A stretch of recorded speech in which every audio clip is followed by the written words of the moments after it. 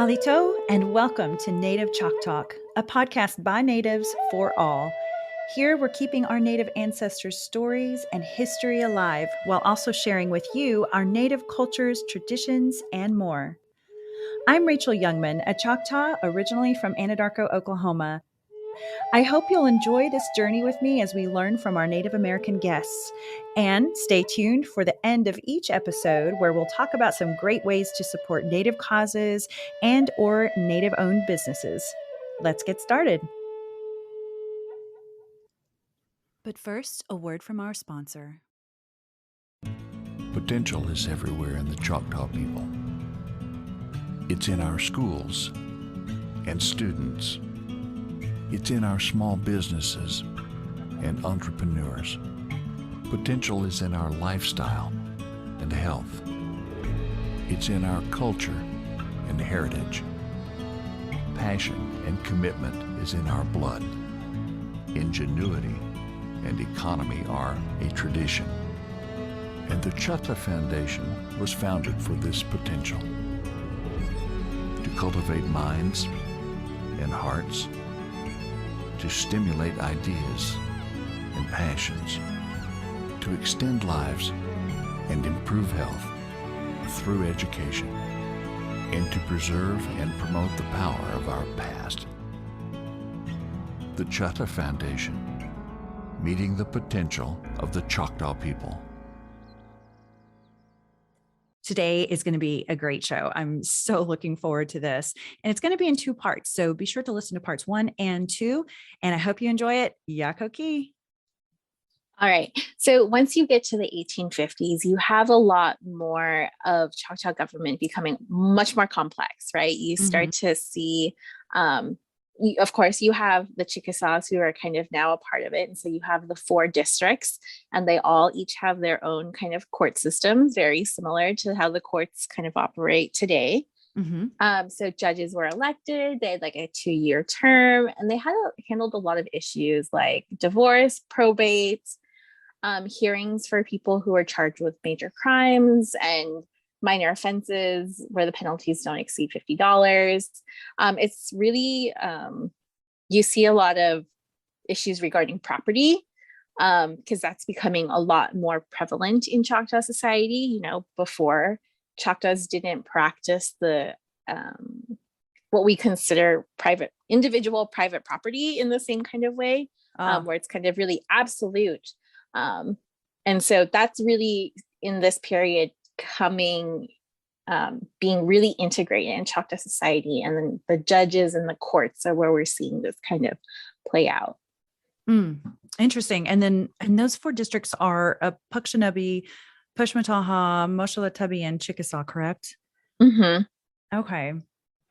Okay. So when the Choctaw leadership had signed the 1820s Treaty of Doak Stand, what did that do for the land there?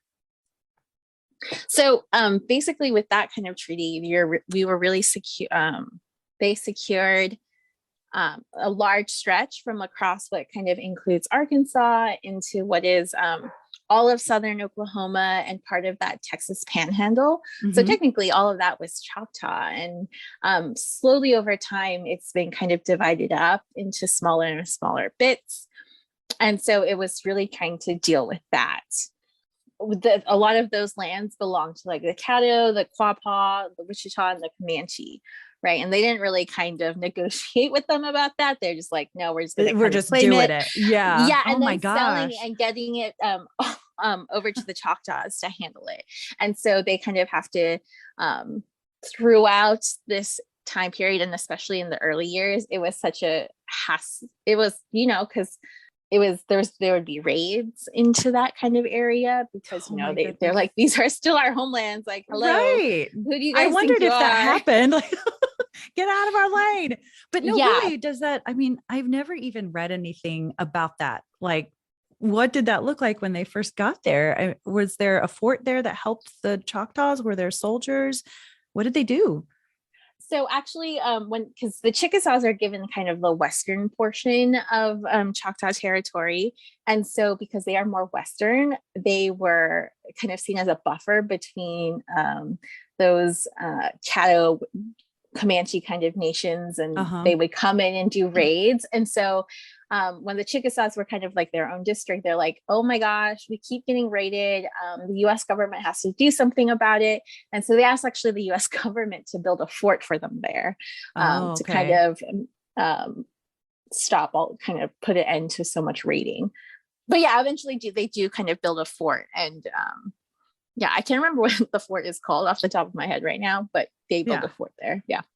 Wow. And do you know of any stories? How can people learn more about this? Or do you just off the top of your head know of any stories of those raids? Or, did they take some of the Choctaw women and children? What did that look like in detail from a personal perspective, from the human perspective? It was a lot of people would have like cattle ranches. And so it was a lot of like cattle theft primarily. It wasn't like, it was like getting their kinds of crops, because it was also not very settled kind of in that period. It was still pretty open. A lot of the Chickasaws actually settled in the Choctaw territories because that was kind of what they were allowed. They could live in either the designated Chickasaw district, or they could live within any of the 3 other Choctaw districts, and that was totally okay. And so really early on, there's actually not that many Chickasaws in the Chickasaw district. Really? And that was actually a problem for the Chickasaws for a long time, because they're like, so many of our people actually live in Choctaw districts instead of the actual Chickasaw districts.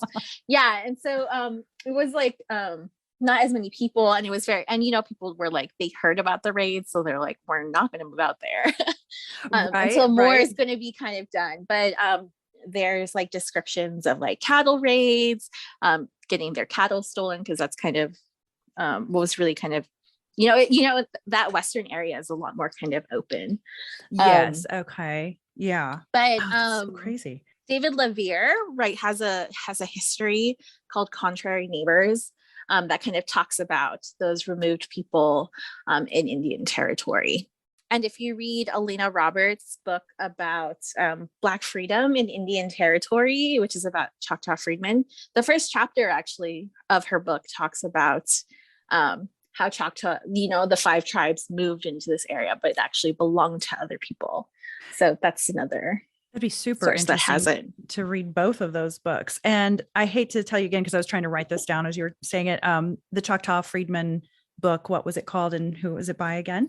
Okay, it's called I've Been Here All the While, Black Freedom on Native Land by Elena Roberts. Oh, perfect. I'm going to make sure that is posted on my Native Choctaw Facebook page. Yeah. And it's interesting. My part of the reason I also try to gather these books, it's not just for myself, it's for our listeners, of course. But even my sister-in-law was telling me one time that she writes down all the books that I say in the podcast, and she's been going through each one. I'm like, man, you read a lot faster than I do. She does a lot of reading. She's super smart and can get through them pretty quickly.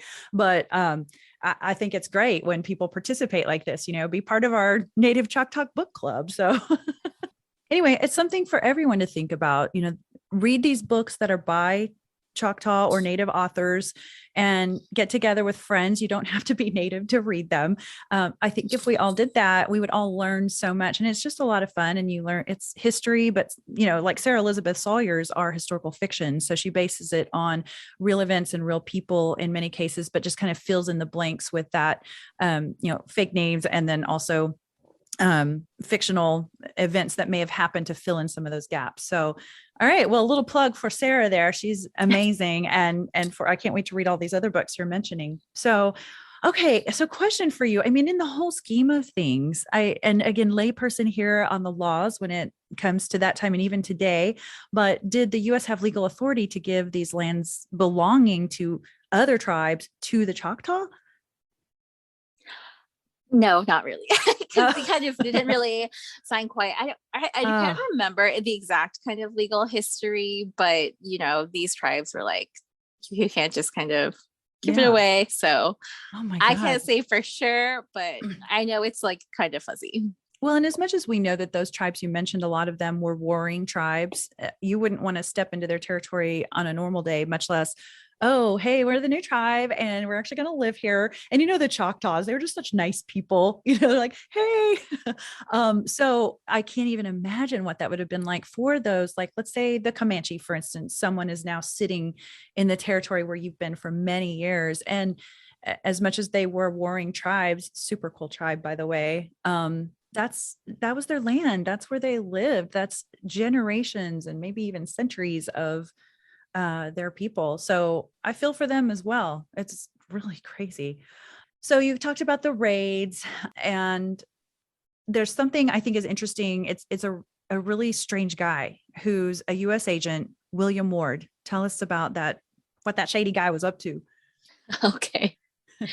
So this goes back to kind of removal. And so one of the articles in removal, they had such a hard time kind of negotiating it. They've never really done removal before at the large scale of a completely moving an entire people to a completely different place at such a large scale. Yeah. And so one of the things that they kind of negotiated was Article 14, which allowed some Choctaws to stay in the homelands. And then they would receive allotments kind of there, but then they would become citizens of Mississippi and would kind of have to abide by that, but they could still stay. And so when they did that, they were supposed to be registered by the Indian agent, who was William Ward, but he really did not want people to stay. He kind of wanted them all out of there. And so he sabotaged, so people would come up and be like, hey, I want to register. And so he would kind of do it, but then kind of like got rid of the records or like refused to register them at all. And so because they didn't have a proper record, as this guy was responsible for doing, the US government ended up selling a lot of these Choctaws allotments against their wishes. And so that kind of forced some people to go to Indian territory when they didn't want to. But then some people just had poor economic kind of conditions to live with as a result of that. So do you think that he was getting something personally by doing this? Like, was he getting an extra tip by doing this? I mean, like, what was in it for him? Or did he just hate American Indians or something? I don't know his particular history. I imagine a lot of, in these kinds of situations, kind of more generally, these kinds of people had connections with businesses who wanted to acquire land.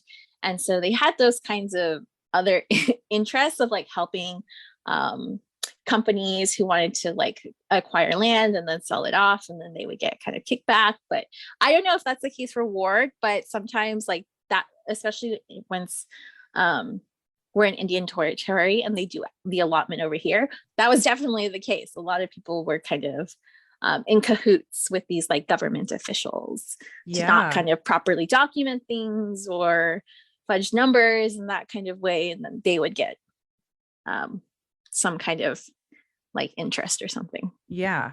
I don't like him. I don't like this agent William Ward. Yeah, no, he was pretty terrible.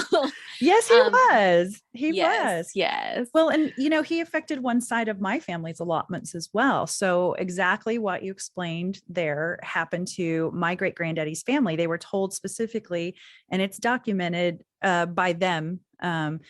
They were told by him to go west. So they went to Texas. So that guy's family, which is my great granddaddy, his wife, my great grandmother's family, was able to register, but her husband's family, of course, wasn't, because of William Ward. And they say that in the interview when they're trying to get enrolled later. So they tried later to enroll and they got rejected. It has the big stamp on it, on the document. And it's kind of interesting to see. And you see the interview and they're like, no, we were just told to go to Texas. So that's where we went. I mean, had you heard any stories like that too? Did he tell them to just go west, go somewhere, and I don't know. It's a pretty narrow niche to ask, but. Yes. Well, I haven't heard like the individual kind of family stories, but that's kind of the general gist that I was kind of seeing. Okay. That lots of people were accused just like, nope, I'm not going to do this. Or like, I'm just not going to register you, go on to Indian territory. I wonder if he was just like, I'm feeling kind of lazy today. I kind of don't want to fill out the paperwork. Just go to Texas. We all have those days, right? Yeah, it's just like he just wanted all of the natives kind of out of there.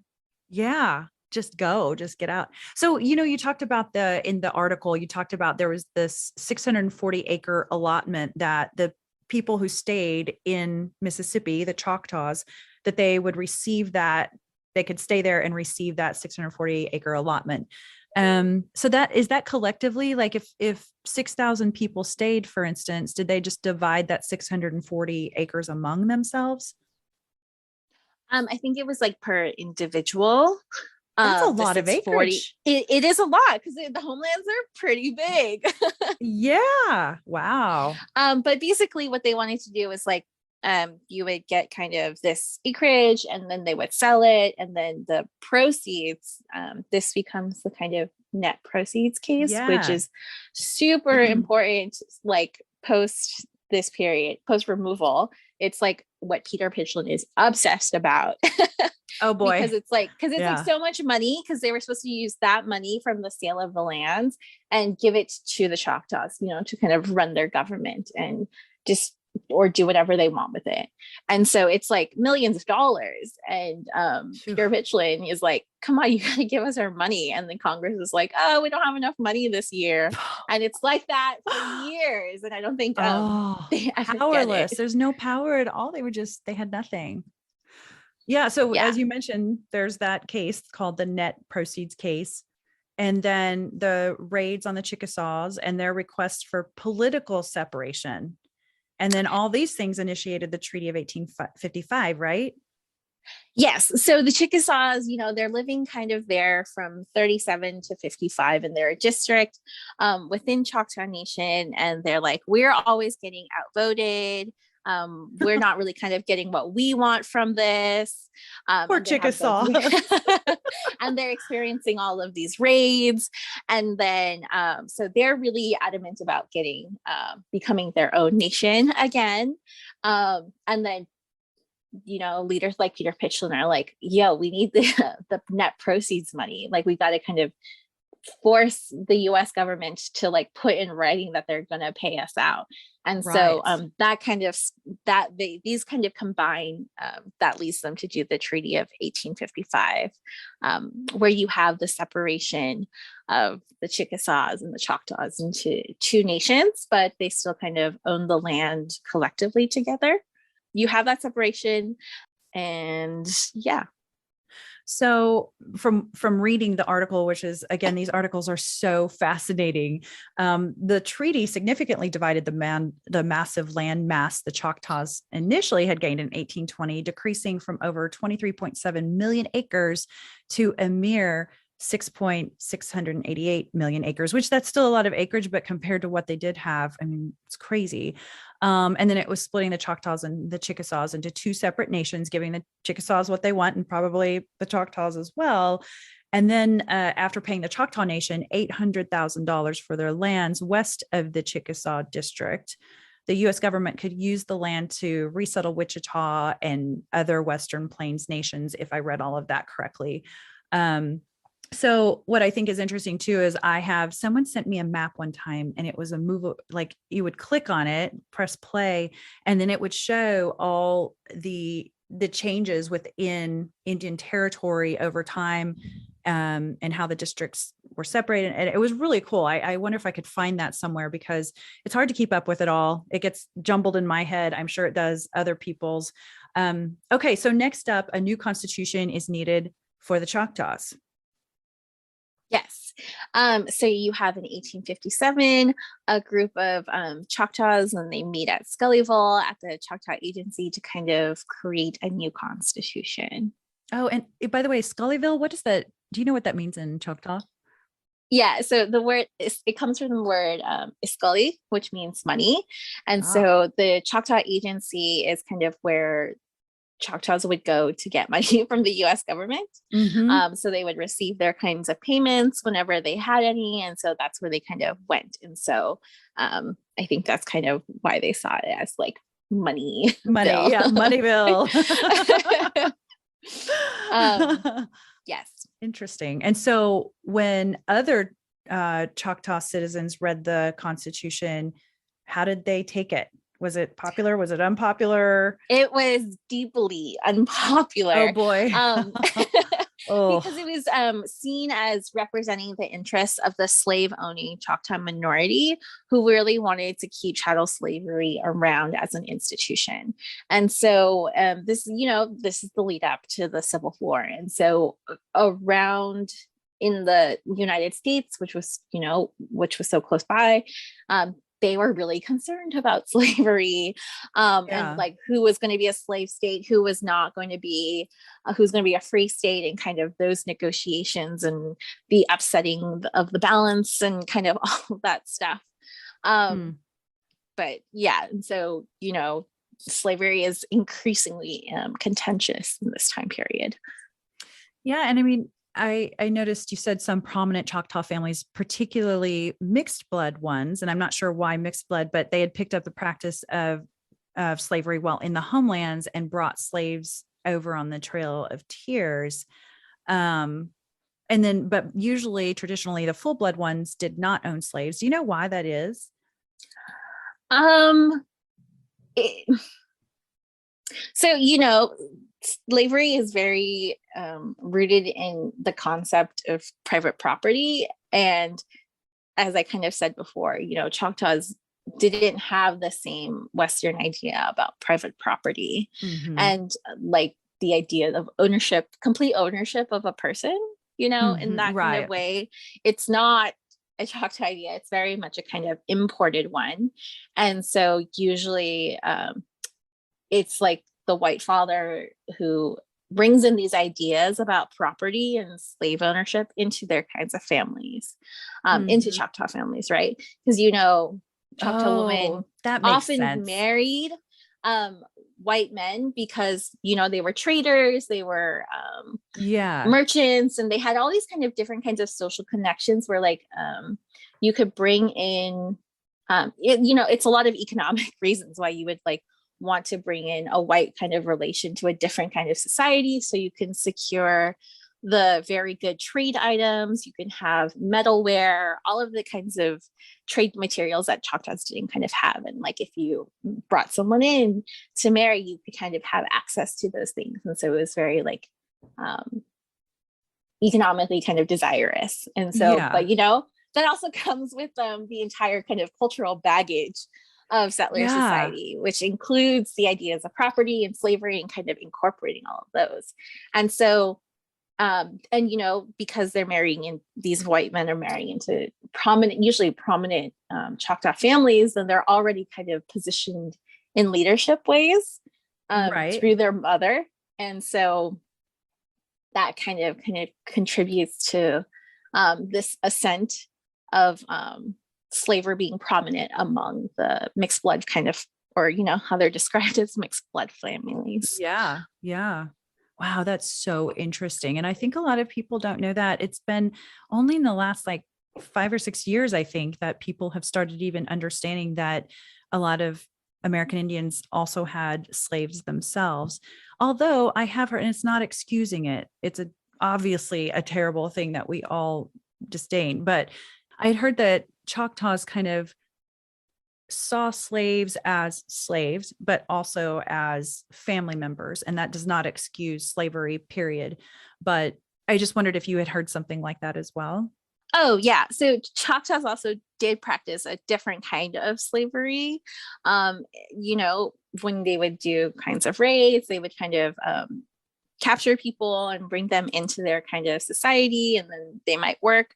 But and then they could be eventually kind of integrated into Choctaw society.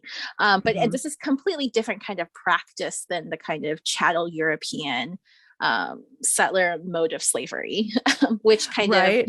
ascribes slavery to skin color and to a race. And so it kind of makes those things inseparable. Whereas in Choctaw society, a slave could definitely later on become a part of society and a member of a family. Exactly. Oh, wow. Okay. Yeah, there's so much to that too. I need to do an entire podcast just on the freedmen. Okay, so another problem was that the new Scullyville Constitution eliminated the district chiefs, the office of the district chief, and then they replaced the three chiefs with a single governor. That's something I didn't know. I mean, I know the Chickasaws still today call their leader a governor and not a chief, but Choctaws eventually went back to the name chief, right? This particular point was particularly contentious because they saw it as much more of a assimilation kind of government instead of having the autonomous kind of three chiefs, which is what they kind of had in the homelands. They wanted to really kind of get rid of that altogether. And, people are very wary of having a singular leader who kind of negotiates with the US government. And that's just not the way that Choctaws did politics. And so they saw that as completely kind of upending that system, and that people saw that as a sign of them wanting to dismantle Choctaw government altogether, and that they might be made a part of the United States. And people were really opposed to that. So it's kind of the combination of those, the chattel slavery being so kind of a part of Choctaw government, like to have it in the Constitution itself, and then the elimination of the three chiefs. So people were all up in arms, I bet. literally, my literally goodness, about this. And so that leads another group of Choctaws to kind of meet at Dokesville in May of 1858. And so they come up with a completely different constitution than the one that was proposed at Scullyville. And so this one, so people had this one, and then they elected a whole new set of district chiefs. Like they kind of were like, made it, and we're like, okay, this is it. And then they held an election and had new district chiefs. And so then we are kind of faced with the Choctaw Nation with two governments in this like very contentious time period. And people were really concerned. They came pretty close to having a civil war, basically, because they had these two governments. And, of course, that got the attention of the US government. And so they're like, you guys, we're going to send in federal troops if you don't handle this. And, that was like a worse option than arguing over a constitution. Yeah, exactly. So in October in 1859, the two governments kind of worked together to create a new constitution and create a government that was aligned with the majority of what Choctaws wanted. And so that's kind of how we got that constitution that I think becomes the 1860 constitution. So I believe it's that one. There is a little museum in Chickasha, Oklahoma, where supposedly they have the desk where that constitution was signed. Have you heard of that? I did not know that. That is wild. Right. So come to Chickasha with me sometime and we'll look at it together. I can at least send you pictures, and I'll be sure to post them on my Facebook page. In fact, I've been going to look at it for years because, every time I'm in Chickasha, I'm like, I should just drop by and say hi to the desk.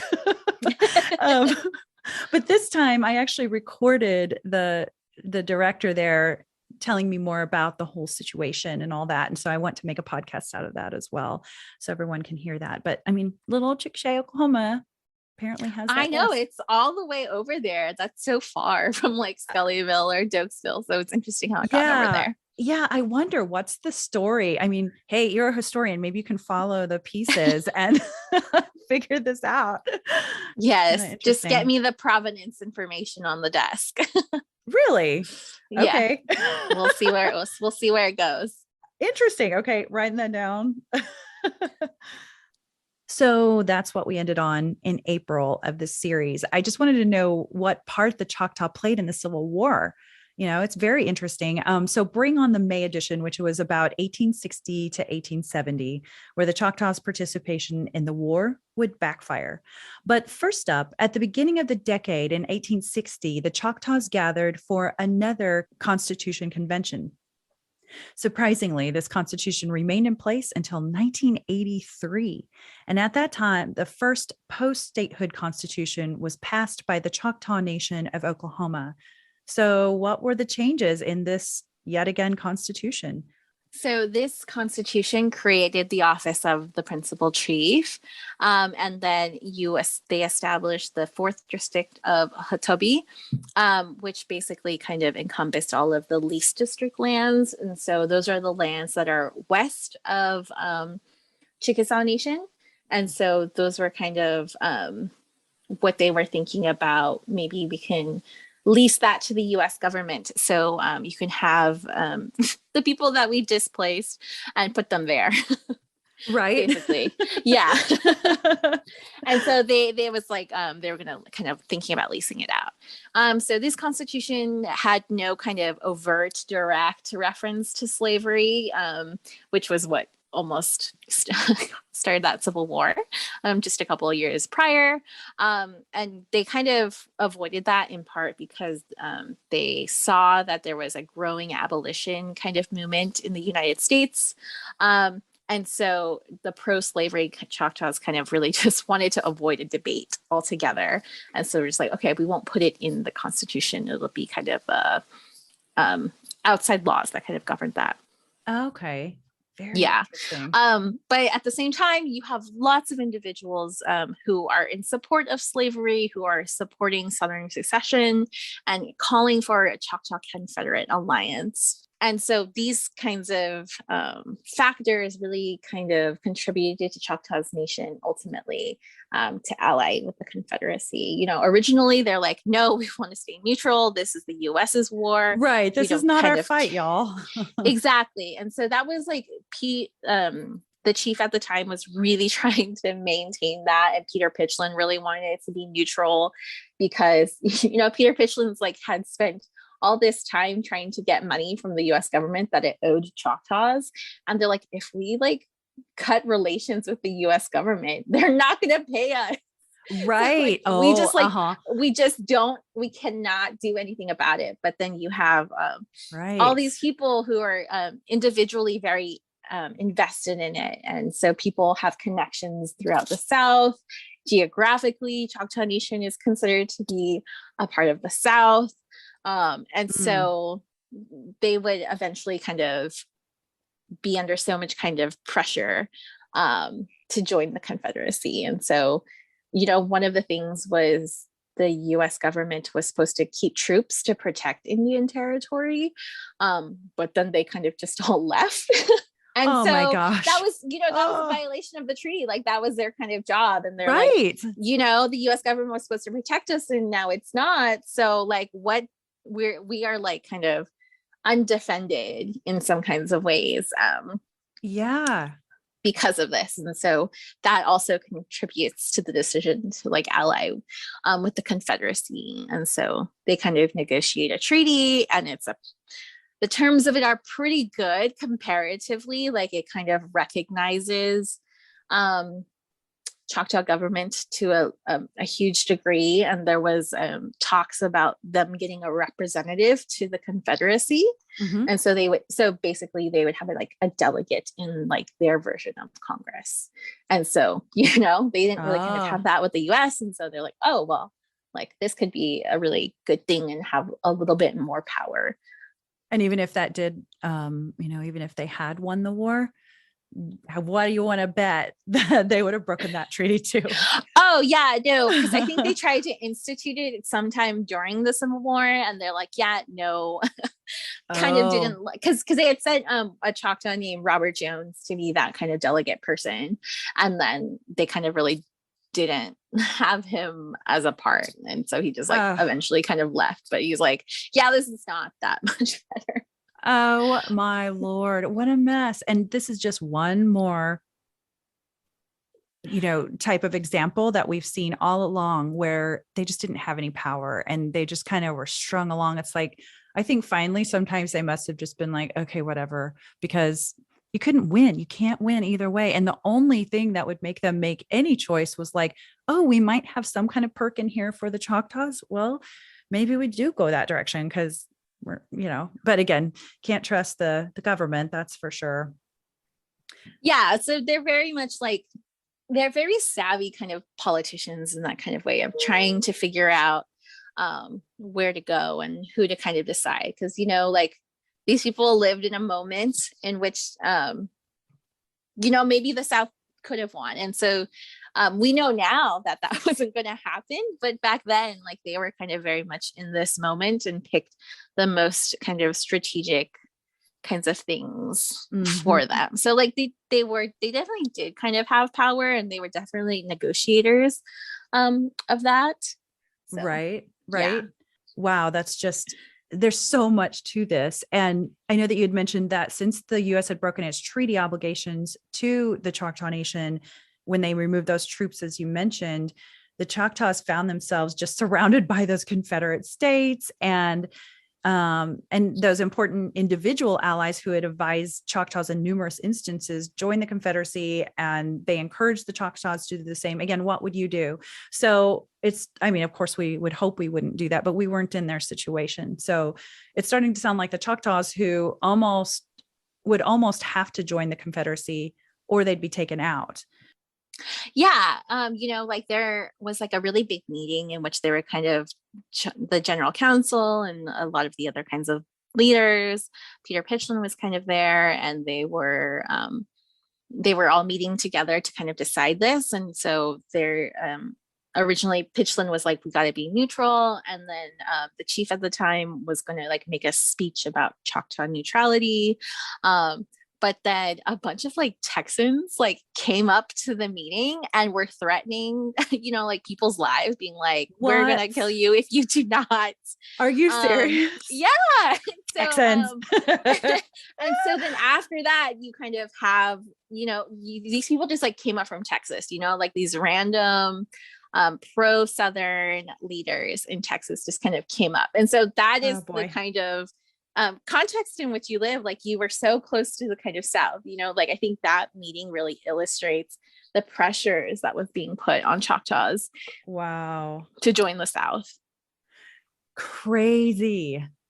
I had no idea a lot of this happened, all of these details in there. Okay, so now we've gone to war. And what happens next?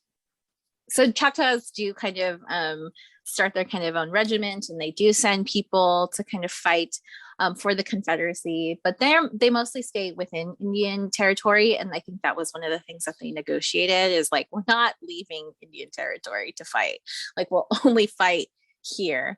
And so they were really adamant about that. And they got actually really mad, I think, one time when they had to like go into Arkansas.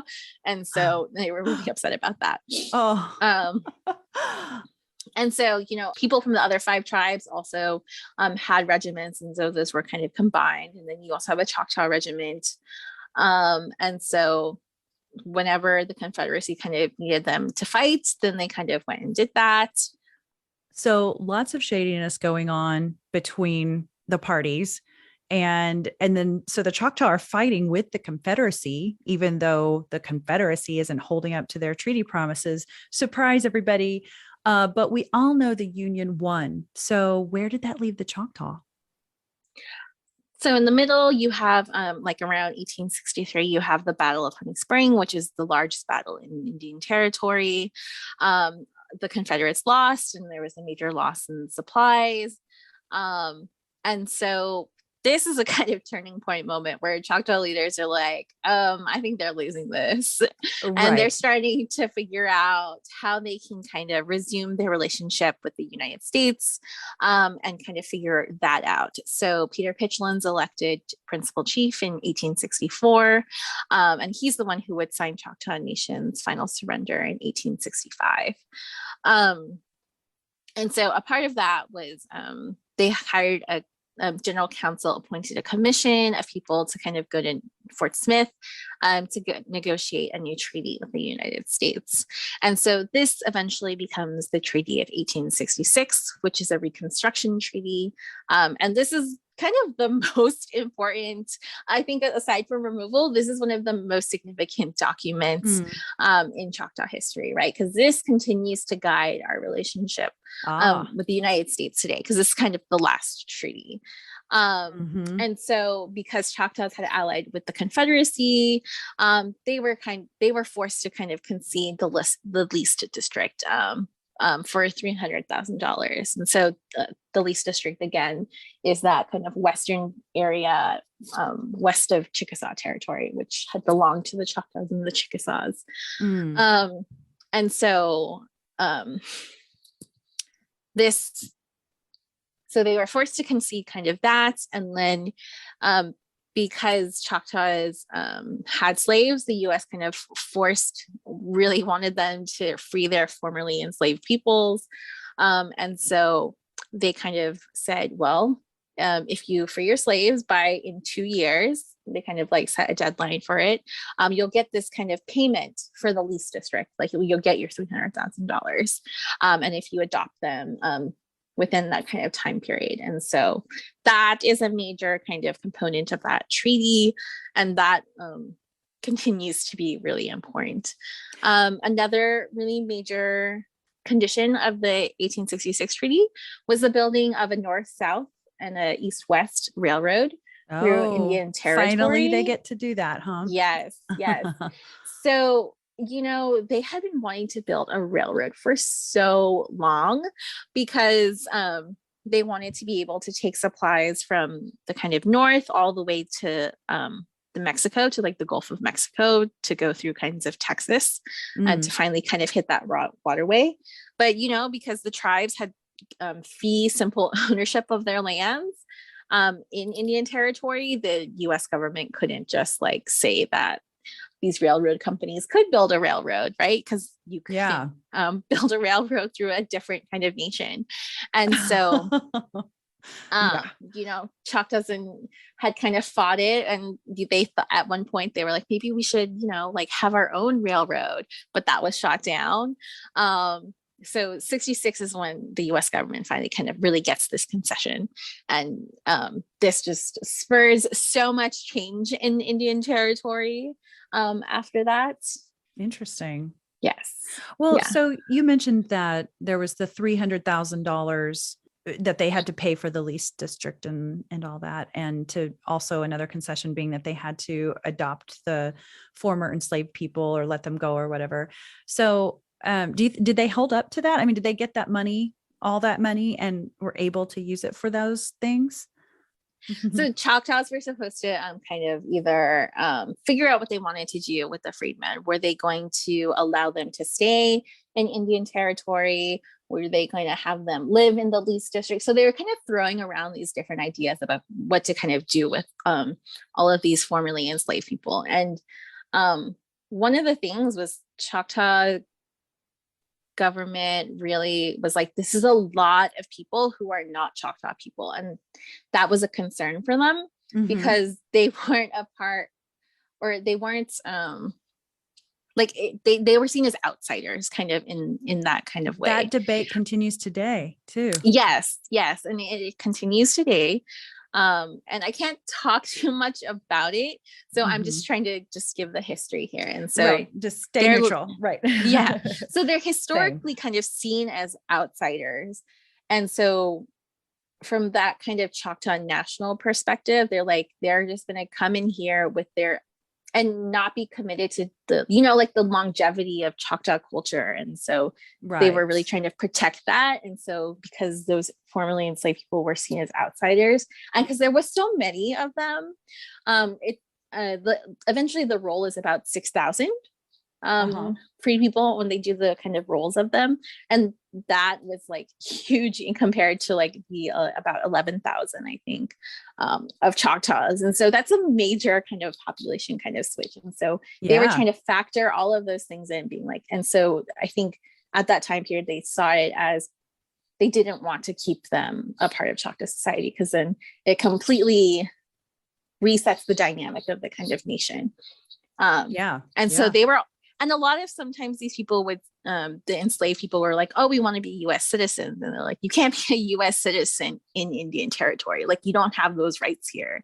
And so people, formerly enslaved people would kind of advocate for like the kind of diminishment of Choctaw sovereignty. And so, Choctaw government, when they see that, they're like, no, like if you can't live under our laws, then you can't live here. This isn't the United States, and you can't act like it's the United States. You have to kind of follow our laws.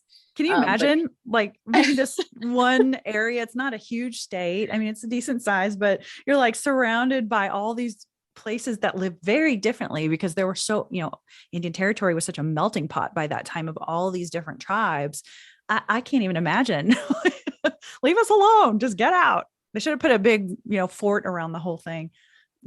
Yeah, and that increasingly Choctaw Nation was doing this already. Like they were trying to keep out the white outsiders because they would also come in and try to marry and like get land that kind of way. And they're like, no, like we're tired of all these like disreputable people coming in here and bringing alcohol and that kind of stuff and causing Yeah. just general chaos. And so Right. they're really trying to like keep outsiders out. And so they're like, we just want this to be for Choctaws, really. And Yeah. so that's really kind of what they were pushing. Wow. You know, another important treaty point included in those provisions was turning Indian Territory into the territory of Oklahoma. So a little name change there, proposed by a Mr. Allen Wright, and was later appropriated by white settlers for a different territory to the west of Choctaw Nation. Always trying to get that Oklahoma land. I still don't understand. It's like there's this whole country out west. You have to mess with that little place. Well, But it's also this time period the frontier is really kind of closing in some way. It's like everything else is kind of getting settled. And in mhm. some ways, Indian Territory remains this kind of island of Indigenous sovereignty in some ways that gets to exist. And people start to, once they see kind of the rest of the continent being settled, they're like, oh man, what's kind of left? And so that's how the gaze, I think, kind of really turns towards Indian Territory and white Mm. people kind of move Okay. that way. It's one Yeah. of the few open spaces. That makes a lot of sense. Yeah. Well, and so that brings us to June, where you cover the decade 1870 to 1880, which is marked by coal mining and railroads. That'll be interesting. So tell us about these railroads. Yeah. So, as I mentioned before, the railroad companies really wanted to build a route from Kansas to Mexico and to go through Indian Territory, but they couldn't because of the five tribes. And so Congress used these 1866 Reconstruction treaties, trying to leverage those treaties to get the Yeah, railway right. through.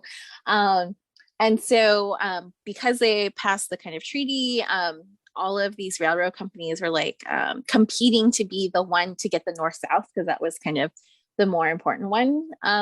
So they kind of were like, well, whoever builds their track from like existing track, first one that gets to Indian Territory is the one that will get the kind of contract, basically. Okay. And so you have these railroad companies competing, laying down track. And so three of them, it was originally three, but it eventually comes down to two: the Missouri River, Fort Scott and Gulf Railroad, and the Missouri Kansas Texas Railway, which was also known as the Katy. Okay. And so there was a bit of like trickery between the railroads because they're kind of competing. And so I think one of the people that worked for MKT told the worker that, oh, you have to go in that kind of direction up to that area. But then that area was actually the Quapaw Reserve, which was where they couldn't cross. And so technically they didn't reach Indian Territory. So technically they finished the railroad up until that point first. But it was to the wrong area. So then they couldn't get the kind of contract. Nuh-uh. And so the MKT had the time to kind of meet Indian Territory up Cherokee Territory, because that's the northernmost. And so they reached that border in June of 1870. And so Congress gives them the right of way to go through Indian Territory. And so they start to Oh. build the MKT through the Cherokee and Creek Nations. And then they get to Choctaw Nation in 1871. Wow. Okay. So I would assume, as with any railroad of the day, this new means of transportation, it really meant an increase in business. Yes. And so one of the other things at the same time, people are starting to kind of really see how much coal is in Choctaw Nation. And so that's, in what is kind of McAllister, Hartshorn, basically kind of northern Choctaw Nation. That's where these huge coal deposits are located. And some of this coal is some of the best coal west of the Mississippi River. And so it's very good coal. And people were like, oh, this could be like, there's a lot of potential here for business, Right, And right. so there's like this story of this guy who later on becomes a major player, but there's James Jackson McAllister. Um, and he's a white man. He was like a Confederate. He was in the Confederate Army, one of the leaders. I can't remember the title exactly, but he was like a important figure kind of. And so he heard about there being coal because some US government person had done the survey and he had these maps. And then I guess he gave it to McAllister and was like, hey, these are the secret maps of all the coal that's in Choctaw Nation. You should like get in on that. And so he kind of sees it. And then there's this story that of him like taking up like some of that coal up to the Missouri, Kansas, Texas Railroad, being like, look, there's all of this amazing coal you should build through Choctaw Nation. Like, I think this was kind of before they had started the whole operation for the race. And so he's like, look at all of this coal. Like if you build your railroad through here, we can like work something out and you can move the coal and gain a part of those kinds of profits. Interesting. And so, that was always kind of a driving force in some ways of being like, oh, there's all this kind of coal. And so we can get into the kind of coal mining industry.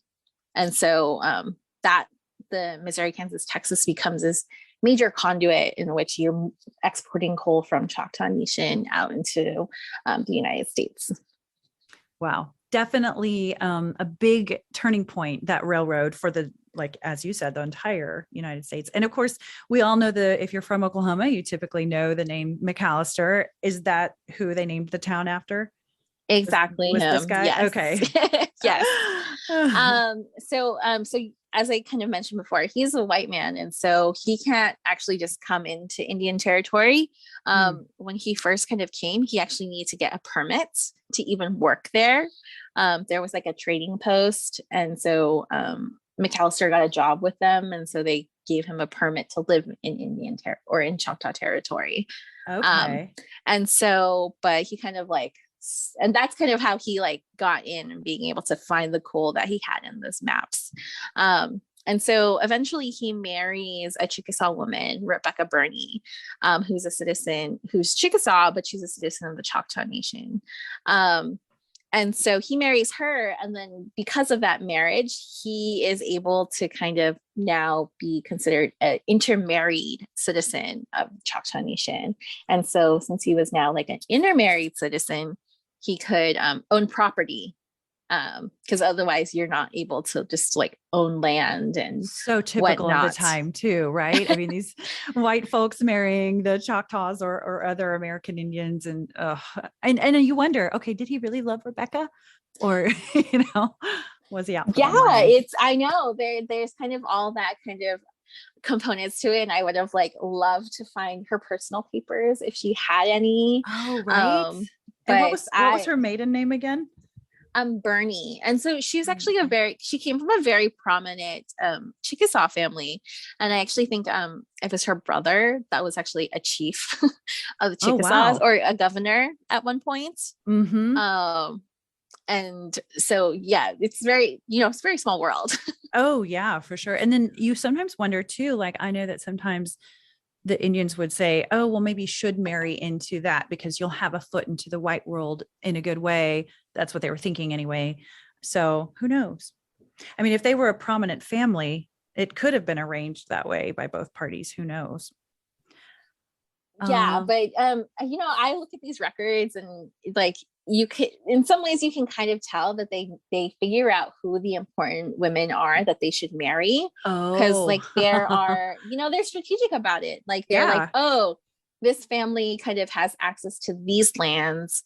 Because I remember reading one of the other associates of JJ McAllister. That's because he's JJ McAllister, James Jackson McAllister. There was a woman who like had these kinds of, her family kind of owned lands in the coal area, but they didn't know that it was like that coal rich area. And so very kind of like intentionally like married into that family and was like, okay, now your brother should sell his land or transfer the title to McAllister, and then he'll get a kind of bump in the kind of proceeds from that. They were very like strategic about it, and because they kind of manipulated their way into these families to secure land rights and then be able to sell it, and then basically create the kind of coal companies and acquire leases for those kinds of companies that then kind of explodes into an industry in this time period. And so this is when mining becomes so important to Choctaws. Yes. Well, you know what else is, worms their way into things? Weasels. Shady little weasels. Yeah, I know. It's like pretty kind of crazy. And so, like, I think a lot of the people who like live in these areas think, JJ McAllister was such a great person because he brought all of this, I don't know, like civilization to there. You have a kind of industry because he kind of is a founder in so many of these ways. But I'm always of the like, but this came at such a great cost to Choctaw people. Like, cool totally. that, you have mining, but like, at what cost did it come to the rest of us? Yeah, it's like, let's look at the fine print here. What actually is the history of this, Yeah. So that's always what I'm trying to like make sure, because people are really proud in this area, right? They're very proud of this kind of history. And they're like, my family is working in these mines and did all this kind of work. And, but like, there's always so much more to the story.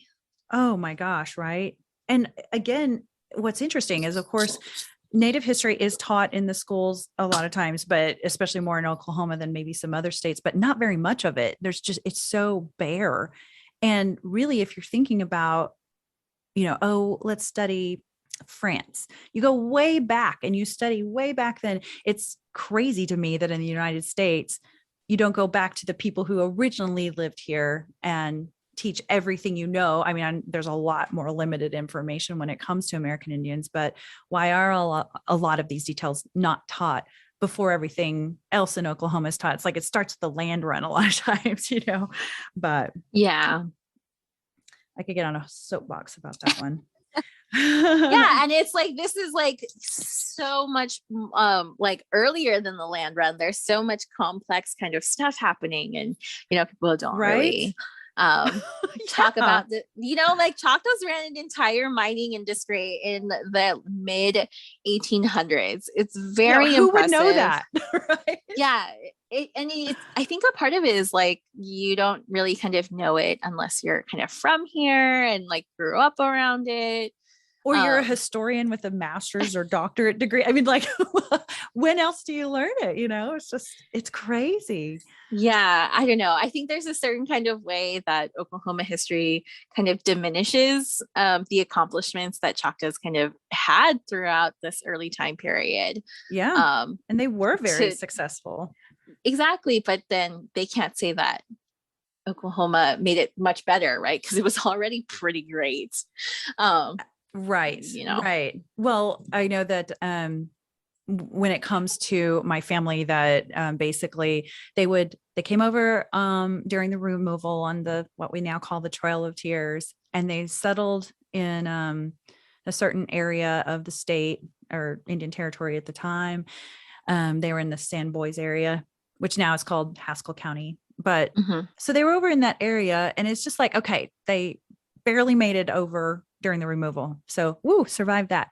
Then they really started building things up and doing very well for themselves. But then one wrong move, I talk about this in season 2, where basically there was this church camp meeting going on, and someone came and told my Coley family members, oh, your house is on fire, and it's your son-in-law that set it on fire. And he worked for the posse, or he worked for a posse. And so, and I think he was Native as well, but either way, he had been beating one of their family members, my great grandmother, Rosa. And so the family didn't like him. Rosa and this guy were estranged. And so everyone runs to go see what's happening with this fire. And there were some innocent people involved that just were with the dad of the Coley family, who was just trying to go save his house. And all of those innocent people got wrapped in, and there were several, I don't know, like 6 or 7 people or something. And they all went to prison because they didn't speak Choctaw and they couldn't explain what was going on. And Joe Coley accidentally pointed the finger at some of those other guys when he was really trying to tell the story, and they misinterpreted what he was saying. So they all died in jail, all I think but one maybe. and they died pretty quickly in Leavenworth, which I hear the conditions there weren't very good. The whole reason I say that is every time they did well, like the newspapers called them prominent Choctaws. They had a great amount of land and they were doing big things with it. And then of course this happens and the whole family falls apart. It's just like a domino effect. And the mom has to become a housemaid and live with this a family that she cleans and cooks for. And then the other kids she has to dole out to guardians, and 2 of the kids die. And it's just like one thing after another. And eventually those people rise up and they do big things. And one of them had a Tiffany lamp in her house. And, it's like Choctaws were meant to succeed. I swear to God.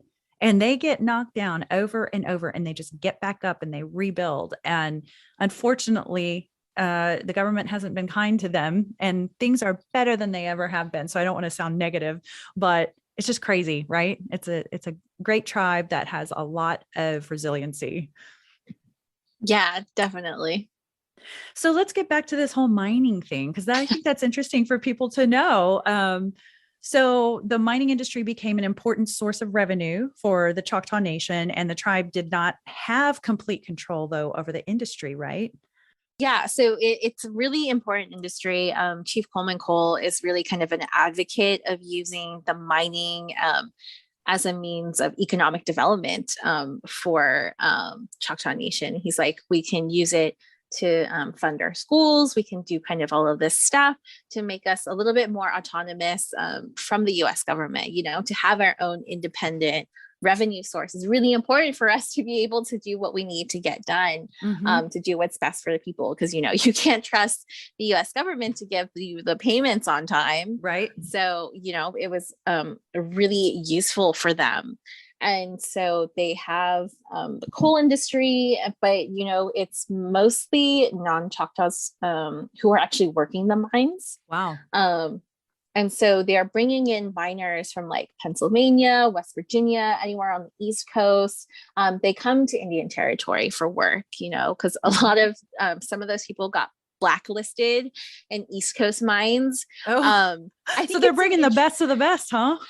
Well, it's mostly because, those miners were blacklisted for trying to improve working conditions. And so they were like advocating for like really strong labor politics, basically. I think this kind of convergence of like labor and Indigenous sovereignty is so kind of really interesting. Yeah. Because, the miners themselves were like, we just like want to not die in the mines. We want it to be a little more safe. Maybe a lunch break every 24 hours, Yeah. Yeah. And so you sad. have kind of that kind of going on. And so you have these miners who migrate. And so Choctaws are like, oh, this is a lot of outsiders. And, we don't want them living here. We just want them to kind of work in the mines because we don't want them kind of really interfering with our government. And because, they bring in US intervention in Choctaw affairs. And so they're really trying to stop that. But at the same time, like we need these workers to work in the mines to get all the kind of coal out. And so they would have money for kind of all of that. And so, this is in a context in which the US government, members of Congress are passing bills that are like, we should territorialize Indian territory. We should make it a state. And we're like, we never wanted to be a state. Please stop trying to do this. Stop. Yeah. Yeah. And so, they're constantly having to kind of struggle with that and then manage all of these people who could possibly become intruders, like Choctaw Nation issued permits to all of these migrant workers being like, you can only stay here if you're going to be working, and your work permit is tied to these kinds of companies and kind of all of that. And so it's really a lot kind of going on in this time period. And so, yeah. So much going on. And it sounds like Peter Pitchlin, he had gone before Congress and he submitted a 21-page formal protest against the bill. And in your article, you say he argued Choctaw Nation can plainly foresee that when a territorial government has once been established, their country will be filled with white men. There are people defrauded out of and robbed of their lands as they were in Mississippi, with the connivance of the officers of the government, that the jurisdiction and powers of their local legislatures and judiciaries will be encroached on, and these themselves be soon swept away. And that at no distant day, the Choctaw people will have disappeared, and the tongue of their ancestors have become a dead language. Wow. And this was really what the Choctaw Nation didn't want. And it was made clear in the 1830 removal treaty. It said that no part of the land granted them shall forever be embraced in any capital, territory, or state. And yet US Congress still worked to claim and take over the 5 tribes and their lands. It's maddening. So with all of that, we're leaving on a frustrating note, but we're already to your July article, and we're talking about the decade 1880 through 1890, where the Choctaw Nation worked to maintain sovereignty. And so let's get going. Yeah. And so you have the coal mining and the railroads, you have the Missouri, Kansas, Texas railroads, but eventually they're kind of starting to build railroads within Choctaw Nation, because from the different kinds of coal mines, because coal is very heavy, and so they want to build railroads between to get it from kind of the far off mine into to town or wherever it meets up with the railroad. So you have these kinds of systems kind of growing. Wow. And then and you have the workers and the miners. So this is a constant kind of flow of non-Choctaw people in Choctaw Nation, and soon they're really kind of outnumbered by non-Choctaws. So there's more non-Choctaws than there are in Choctaw Nation than actual Choctaws in Choctaw Nation. That's crazy. Wow. And so, so you have all these workers kind of here, and then they're they wanted better living conditions. They wanted access to kind of wanting to be kind of having good living conditions, basically, because the companies kind of just put them in bare bones, kind of rickety kinds of houses and that kind of stuff. And the mines weren't being kind of regulated very well. They're, people are just kind of just doing this without safety kind of regulations, or not really kind of looking out for the workers. And so that's when you start to have strikes within Choctaw in the mines. And so to Choctaw Nation, who's just kind of watching, they're you can't strike and not work. You're supposed to be working, right? Because if you're not working, the coal's not getting mined and we're not getting money. And so if you're a striking miner, we consider you an intruder and you have to kind of get out of here. If you're not going to work, you've got to get out of here. Now that's a totally different way of dealing with that, because they had that authority to go, you're not really a resident here. So yeah. And so then you have Choctaw Nation use the light horsemen to kind of get rid of these people. But, light horsemen could enforce laws against Choctaw citizens. They weren't allowed to kind of have jurisdiction over non-Choctaws. So the US government was kind of in charge of that. And so the US agent would have to kind of come, and the US agent is located in Arkansas, which is really kind of so far away, and so it would take a long time for them to come, or sometimes they wouldn't even come at all. And so there's really no regulation of these non-Choctaws in Choctaw territory. They're kind of in this bind where they don't have the authority to kind of just kick them out, or if they did kick them out, then they would just come back, there was no real way to kind of govern, and it was just terrible. Yeah. I mean, what a hot mess. And that's what has happened from day one with trying to figure out how to mesh the colonizers with the American Indians and all that went forward from there. What a disaster. Now, something looming over the Choctaw was a constant thread of land allotment decisions. And sure enough, the General Allotment Act was passed in 1887, also known as the Dawes Act, created by Senator Henry L. Dawes. And what does this act entail? So you have the General Allotment Act passed in 1887.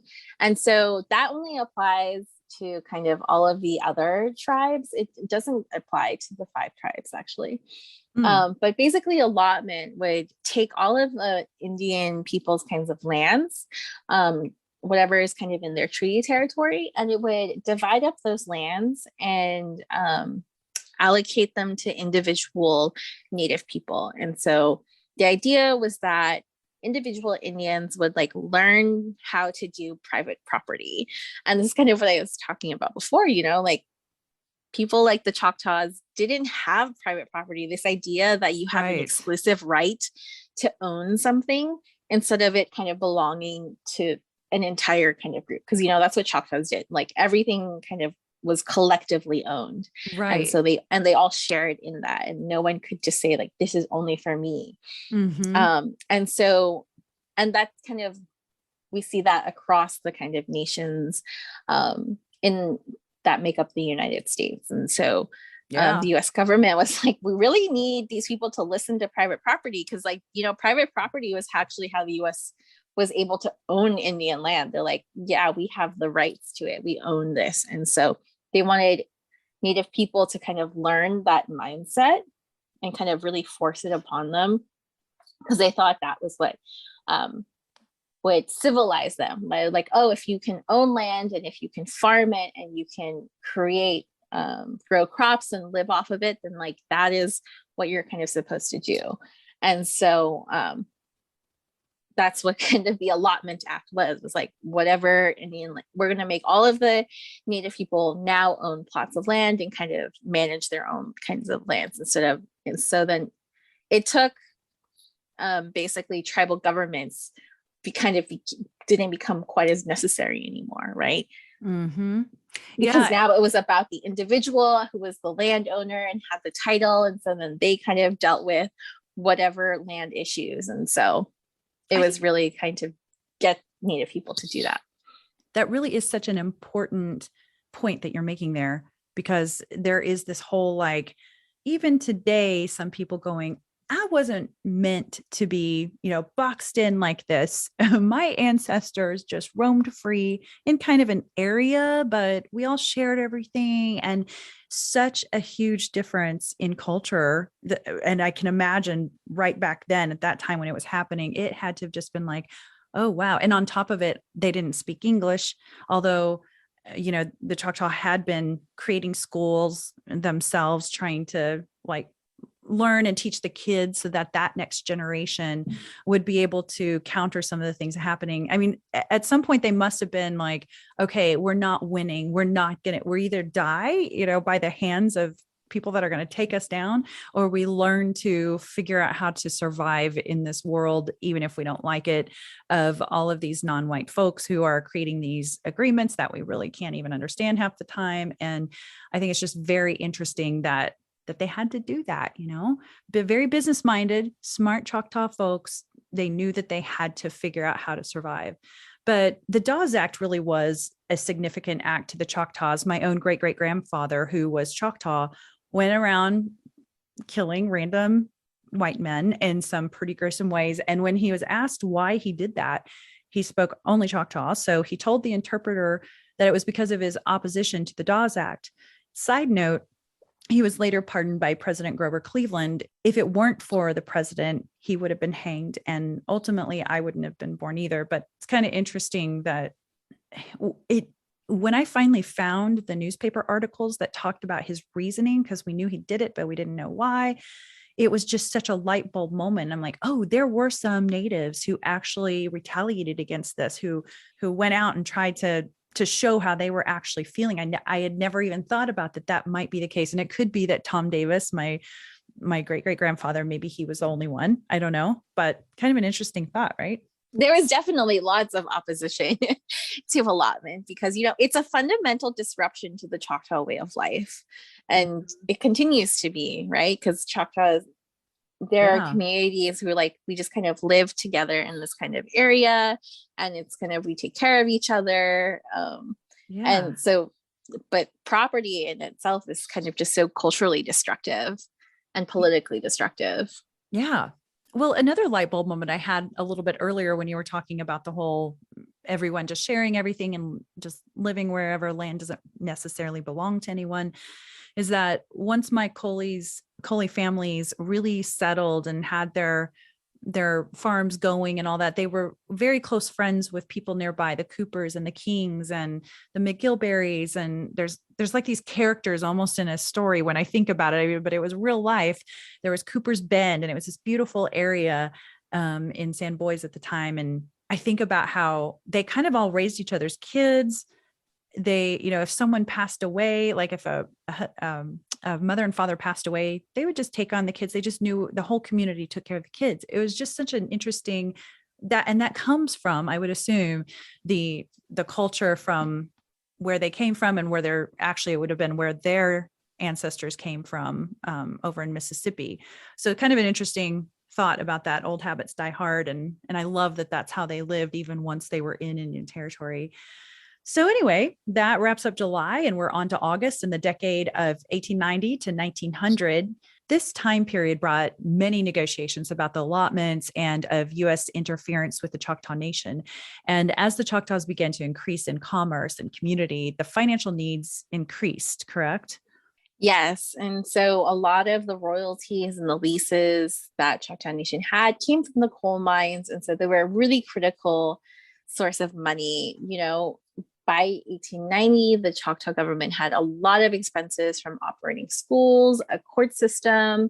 You had to pay the salaries of government officials like the attorneys, the mining trustees, the school superintendents, the auditors, your delegates to Washington, D.C., all of your light horsemen, the rangers. There's so many kinds of positions. And so Choctaw Nation, people had to get paid. Right. And so these came a lot from the mining. The money went straight from the mines to kind of in these people's pockets. And so it's not really the treaty annuities. That was the primary source of funding. Okay. And you also mentioned in the article that because of all of that you just described, there was unrest within the coal mines. Yes. And so, the safety conditions weren't kind of the best in the Choctaw kinds of mines. The U.S. government technically had safety regulations, and it had federal kind of oversight being like, your coal mines have to meet these kinds of standards. So it's kind of safe in these regards. You should do these kinds of practices. But because it was Choctaw Nation and Choctaw Nation had its own sovereignty over these mines, that U.S. kind of regulator couldn't come in and regulate their mines. And so the coal miners were working in really unsafe conditions. And so in 1894, the coal miners go on strike to kind of protest the lowering of their wages. That doesn't make things much better. It's like very unsafe, not being paid enough. Yeah, and so the mines weren't actually run by Choctaw Nation, but it was to non-Choctaws who kind of ran the companies, and then they would just pay royalties and the leases, and it was kind of that. So it's technically not run by Choctaw government. And so when they kind of stopped producing, Choctaw Nation filed some lawsuits against these companies and tried to bring it to the Bureau of Indian Affairs to show kind of how they had it was an unauthorized seizure of the tribal resources and lands and all these kinds of things. But it was really difficult to kind of really manage. Yeah. So you had talked about all of these non-citizens in the Choctaw area, and it sounds like these non-citizens were kind of chipping away at Choctaw sovereignty. And as mentioned earlier, there's this ever-looming push to turn Indiana Territory into a state. Yes. And so these non-citizens are always like, how come the U.S. government doesn't just come in here and kind of take over and stop all of these kinds of problems when they were the ones causing the problems in the first place? Right. Yeah. So they're like, okay, you're not even supposed to live here. That's why it's so difficult for you. Right. Exactly. So hard. Yeah. And so, because so then these are the people who would call to people at Congress, or they wouldn't call them, they would write letters. very. Okay. Right. True. Today they would call their email members of Congress, but Right. back then they wrote letters. Yeah. They were go ahead. basically petitioning these members of Congress, being like, you need to make Indian Territory into a U.S. territory, and you need to kind of come in here and take over. They were not happy about seeing, I guess, Native people running a government and kind of all of these things. And so they were really trying to undermine Choctaw sovereignty in these kinds of ways. Absolutely. So you mentioned in the article that U.S. imperialism drove foreign policy in the 1800s. Yes, so we definitely kind of see this, and so there's scholars that most people always talk about it as colonialism, but there are scholars who like it's imperialism, because they're interesting. The term change really matters, because then you really start to see Indigenous nations as nations, right? As like not as a part, like an internal kind of colony, which I think is sometimes how a lot of people think about it, but it's actually, if you really focus on Indigenous sovereignty, then if you call it imperialism, that helps you kind of understand it a little better. Okay, and it's that's just like interesting. All on the same kind of continent. Okay. But the U.S. government is also starting to expand beyond in this time period. Like they're in the Philippines. They're trying to look towards Latin America. Like what they're seeing, where are the ways that we can become a little bit more powerful? Yeah. And so they're looking in different kinds of countries. So they're looking at the tribes. They're looking at other kinds of nations. Right. And so this is just, part and parcel of the kind of time period. And so, these tribal nations are just kind of a really small subset within U.S. wider imperialism. Yeah, that makes sense. Yes. And so allotment is really kind of part of this imperial process. And so it's taking over these lands of people. It's like kind of seen as like, yes, you're giving it to Native people, but you're also forcing Native people to live in a way that they're not used to, or is like completely foreign to them through the kind of ownership of land in this way. So you have the 1887 Allotment Act. And so that originally exempted the 5 tribes. So, Choctaws didn't have to allot their lands in 1887 when everyone else was doing it. And this is in part because the treaties are so strong. It's because Choctaws owned the land in fee simple. They outright owned their land collectively, and so they couldn't just kind of force the tribes to do it. And so it took a lot more finesse from Congress to figure out a plan to kind of make them allot their lands, because it's always what they've always wanted them to kind of do. But the tribes kind of push against it, because they're like, no, this is kind of how we manage our lands, and this is kind of how we want to do it. But then the Choctaw leaders are also seeing all of the stuff that's kind of going on with the coal mining, and how there's kind of like crime happening because like the US agents aren't coming in to like take these people out, and they're kind of outnumbered in their own kind of homelands, and they're kind of taking everything in. And so I think this is really when they start to, you have leaders who are like, maybe we should negotiate an allotment that has terms that we have kind of that are acceptable to us. Like they kind of started to feel like allotment was going to happen eventually. So they were kind of like, maybe we should get in on it early so that we can get really good negotiation kinds of things. Like maybe they'll let us kind of do it ourselves, or like we could do this a little bit differently than it's kind of done elsewhere. Right. Okay. So you mentioned earlier that the Choctaws were exempt from the 1887 General Allotment Act, but we talked about weasels earlier. And so it sounds like they tried to pull a fast one, right? The government on the Choctaws.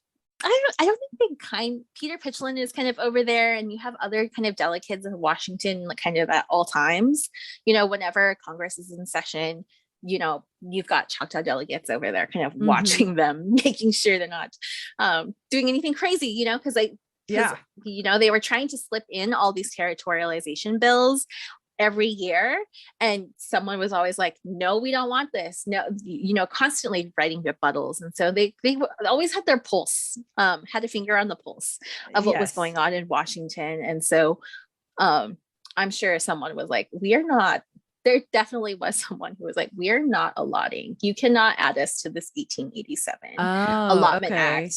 Like they definitely protested it as it was kind of going through Congress and going through the committees and kind of all of that. So they were definitely in on there being like, nope, look at our treaty, it says this, you legally cannot do this. And so they're like, oh, I guess we'll just exempt you. Okay. Yeah. And then they kind of figure it out, or stuff happens. So then you eventually do kind of have allotment. So what I was thinking of was, you had mentioned once that they used the annual appropriation bill that allocated money to Indigenous nations to sneak in an authorization for the president to create a 3-person commission to negotiate with the 5 tribes regarding the extinguishment of the national or tribal title of their lands. Can you explain that more? Yeah. So usually a lot of whenever Congress wants to pass laws regarding Native tribes, they have an appropriation bill that kind of figure out how to kind of manage, or like what to do kind of next, or like, kind of just managing Indians. And so this is because the 5 tribes weren't in the General Allotment Act. They still wanted them to be allotted, but now they had to kind of negotiate it with the 5 tribes. And so they created a 3-person kind of government commission, which is what I talk about in the article. And so they're called the Dawes Commission because Henry Dawes is the person kind of in charge of it. And so they're kind of tasked with negotiating agreements with the 5 tribe governments. And so this commission is the one that goes to Indian territory and meets with leaders and meets with like gatherings of people, and try to like tell them what are the merits of allotment and why they should kind of do it, and try and figure that out. But they go multiple times, and people are like, no, we don't want to allot our land. It's like, go away. Yeah, they're like, it's a no for us. Right. Don't come again. We appreciate your concern, but go away. Yeah. We're not even going to give you some food for the road. Just get out. Yeah. And again, they needed that fort around the whole Indian territory. Yeah. And so that's their one job, is this commission to try and do that. And so, and then this is kind of when Choctaw leaders, some of them are like, maybe there's something to allotment. Maybe this is something that we should be trying. And so now it becomes debated a lot more among Choctaw people about whether allotment is a good idea, whether it's not. And so they're trying to kind of all figure that out together. And so they have elections, and, throughout this time period, Choctaws are always electing new chiefs and kind of all of that. And so sometimes a pro allotment person would be elected, and then it goes to an anti-allotment kind of person, and kind of goes back and forth about that. And so the Dawes Commission is really kind of navigating that and getting, whenever they can find people who are pro allotment, they just like broker out these kinds of agreements, or try to, and see if and sometimes they kind of come up with one, and then they're like, okay, so it has to be approved by like the Choctaws. And so they're like, yes or no. And kind of eventually they come up with an agreement that goes to the Choctaws, and they're like, yeah, okay, fine. Like, if this is how it has to be, then this is how it has to be. And so, and then the other thing is, because the Choctaws and the Chickasaws collectively own the land, they both have to agree to the same kind of agreement. So I know it's like hard enough to get a bunch of Choctaws to decide on one thing, but Choctaws and Chickasaws. Oh boy. So they approve one, and the Chickasaws are like, no. And so then they have to start all over again, like just absolute chaos. And so they're trying to negotiate that. And so eventually they get something where they have in 1897, you have the Atoka Agreement, which is kind of like, is the plan for allotment. Like, if we're going to do allotment, it's going to happen in these kinds of ways. And so they get that. And then, the Dawes Commission goes off to the Creeks and the Seminole and the Cherokees and kind of negotiates separate agreements kind of with them. And eventually that becomes, they're kind of combined into one legislation known as the Curtis Act. And so that passes in 1898. And so that kind of sets the stage for allotment. And so the Dawes Commission, the whole time while they were negotiating this, they were also starting to do rolls. Yes. And so they're like, well, if allotment's going to happen, we need to like figure out all of the native people who live here, like who's going to get land. And this is like absolute chaos. Because like they didn't have that much money, and they needed all of these people, and they weren't funded enough. And so it was just like, and they were traveling all of the time, and they needed interpreters. Like it's a lot of coordination, and I feel for them. Right. Even though they were doing something terrible, right? Allotting our lands, like the paperwork, that just does not sound fun. Right.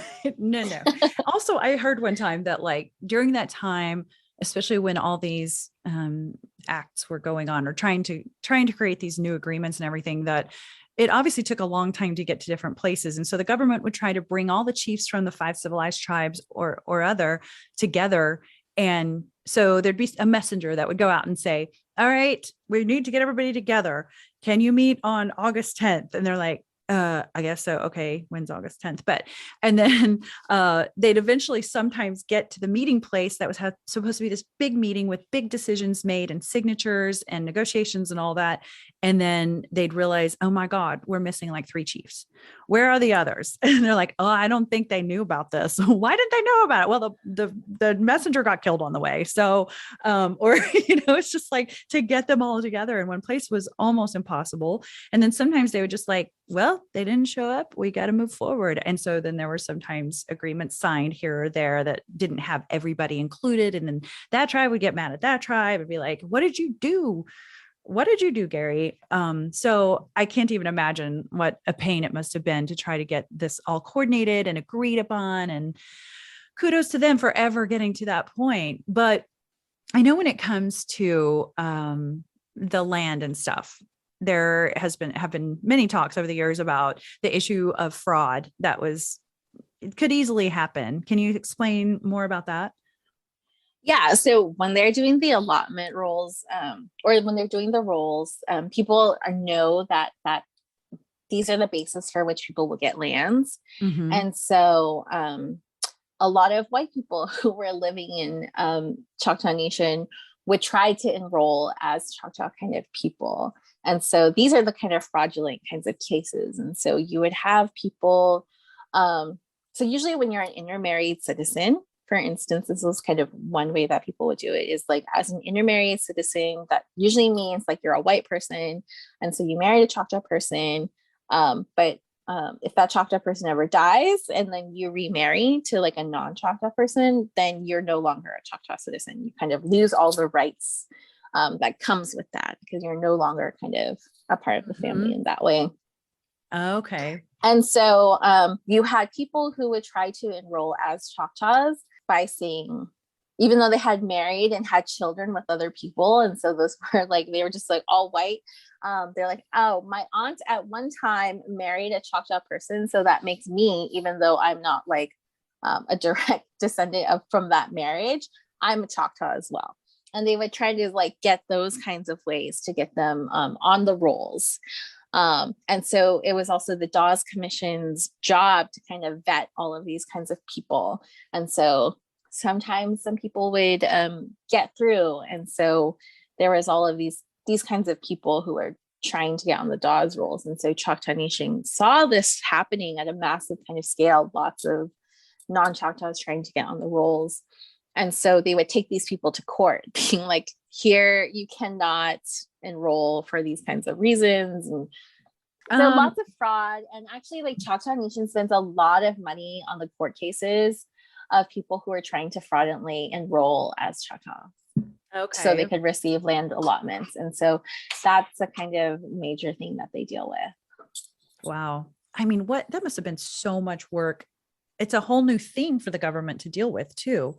They have all these new Exactly. things on their hands to try to deal with. And It's insane how much like stuff that they were kind of juggling, for they call these the court citizen cases. And so they actually ended up hiring outside counsel to kind of manage all of these cases of being like, and they would get paid. It's like the more people that you kick off, the more you get paid. Would be kind of the gist of the kind of agreement, being like, these aren't, dang, because they really wanted to motivate them to like get these fraudulent cases like kind of cleared up. And sometimes like you did have Choctaws who were legitimately Choctaw end up in court, but they were so rare. It was like 1 in 100 that you would have that kind of case. Yeah. So you'd have one legit Choctaw who was somehow like got caught up in it and shouldn't have been considered a court case, but then the 99 other were all frauds. Oh my Lord. Oh, what a waste of everybody's time. Yeah. Dang. Was it in one of your articles? Because I know that there are more articles that have come out since you and I are doing this, recording this together. Is it one of your articles that has the photo of people lined up to go through the application process? Yeah. So the Dawes Commission was basically like they had to go to all the different kind of sites. And so they tried to go different places within Choctaw Nation to make sure to get everyone kind of put on the rolls or make sure that they were on the rolls. Because, Choctaw Nation also kept very good records of the Choctaws that they had. Like they did a census every 6 years, I think it was. And so at first the Dawes Commission was like, your records aren't good enough for us. But then once they like had to actually do the work, they realized how good the records were, even though they were like so quick to dismiss it just because Choctaws made it. And they're like, oh, it must be inferior because you're Choctaw and you made it. But they're like, okay, we actually do need to use this because like this otherwise far too much work to try and kind of meet all of these people and kind of enroll them and get them on these kinds of lists and all of that. Oh my God. Well, and for people who are doing their ancestry research right now, I know the censuses don't go back a certain amount of years because they weren't keeping a census at some point. So there's both there's both Oklahoma and then there's Mississippi. How far back do you know that those rolls go? Because I can even find Choctaws in Mississippi, for instance, but they're listed as white because they weren't really taking formal Native censuses. I know that's kind of a rare case, but again, back to the question, how far back when do the censuses start for the Native Americans? You mean like the US census or the Choctaw census? Let's say Choctaw, because like I said, I think the US census, you can't really rely on as much for knowing if someone's Native, right? Correct me if I'm wrong. Well, because I know that the BIA or would have kept records of like how many Native people kind of are, but it's not as part of like the general kind of census, I think. Right. Like they definitely kept those kinds of records, but they're kind of placed differently or conducted kind of differently than the kind of wider census. But Choctaw Nation, because they were giving out annuity payments, and so that meant like everyone got some money whenever the US government sent Choctaws their chunk of money that they were supposed to get. So they would pay people kind of out that way. And so they kind of kept records for their own management of people. I can't remember what year that they officially be like, we need to have a census every year, but I think it's like in the 50s around kind of them is when they're kind of very like they pass a law to say we're going to take a census every year, but then kind of just like casually kept the records.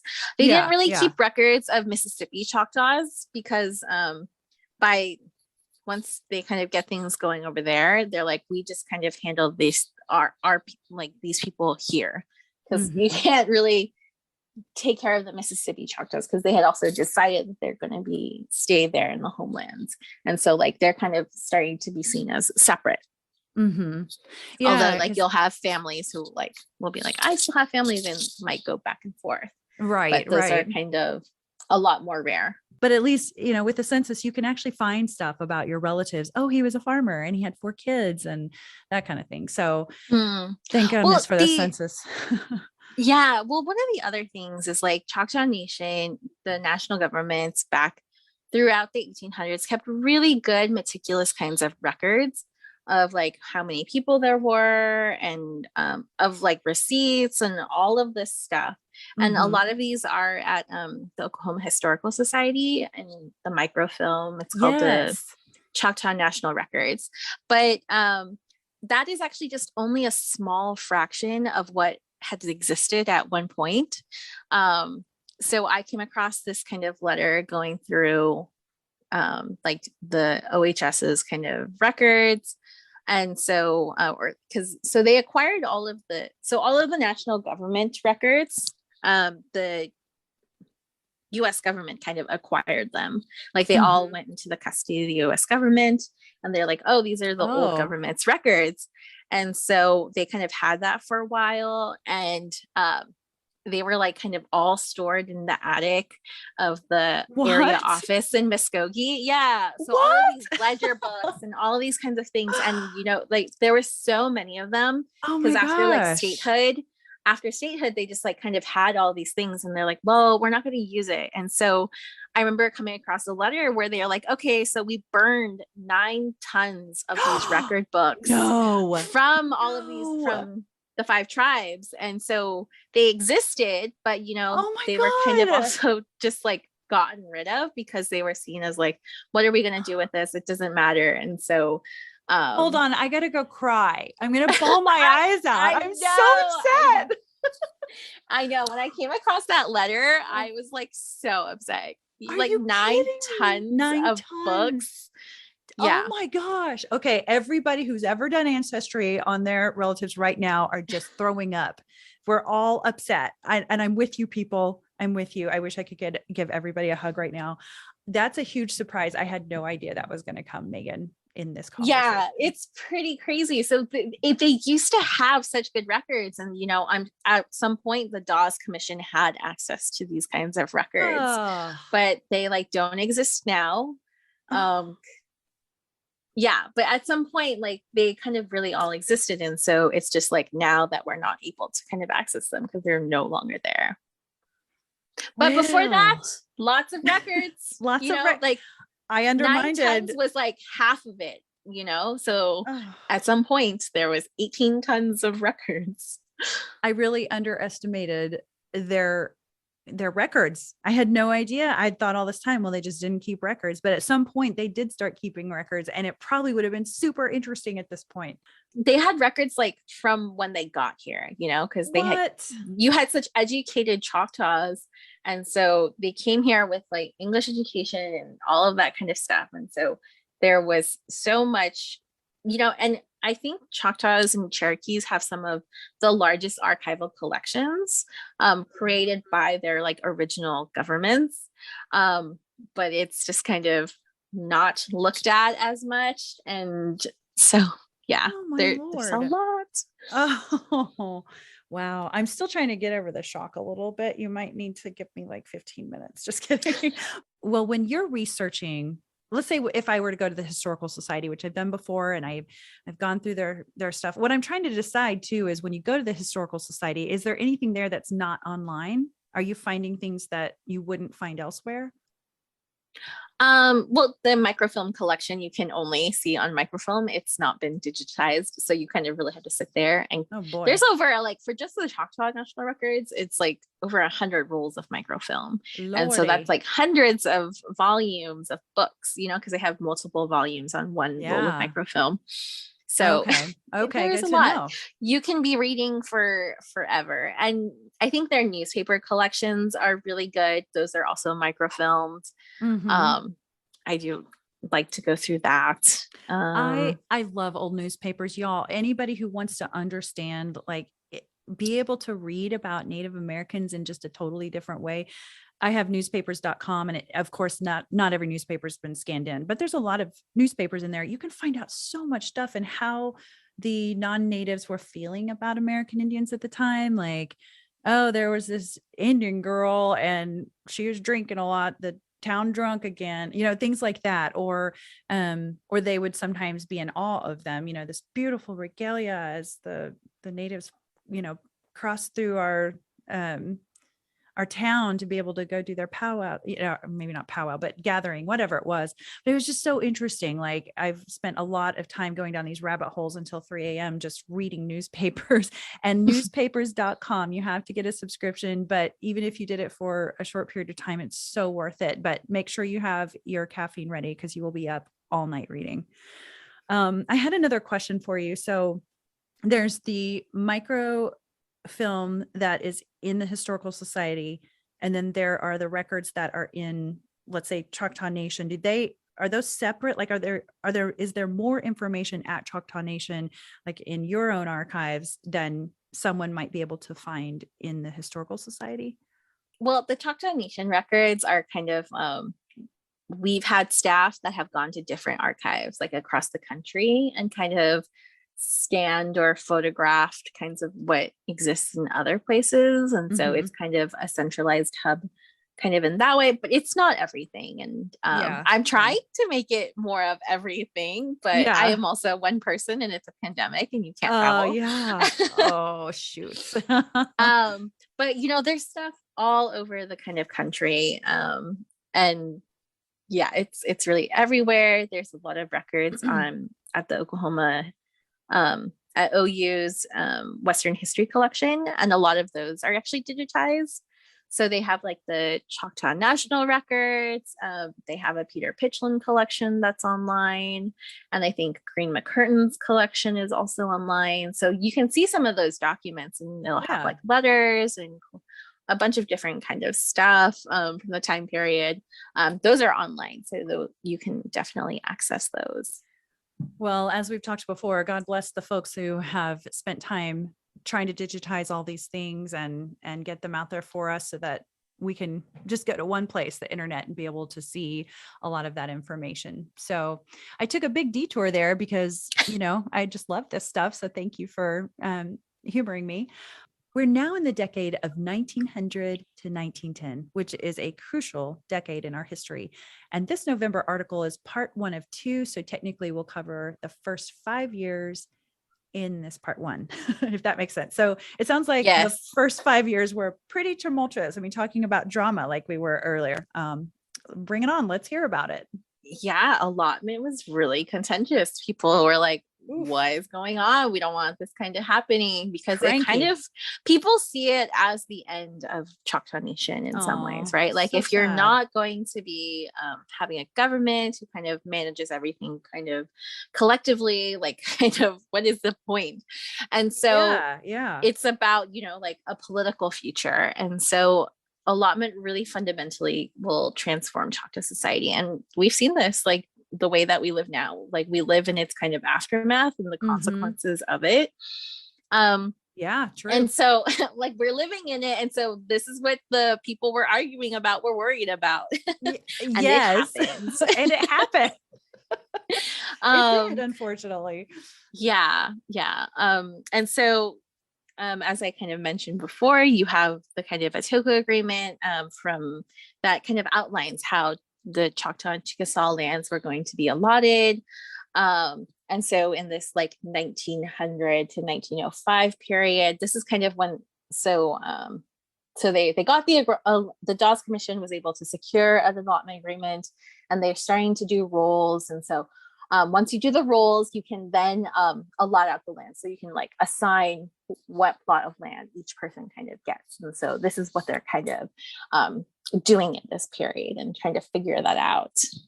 And that kind of relates back to that picture that's in one of your articles where I never thought about it, that people would walk up to this tent that was set up for the enrollment process, and they would go through that application process and have their interviews, I guess, or whatever right there.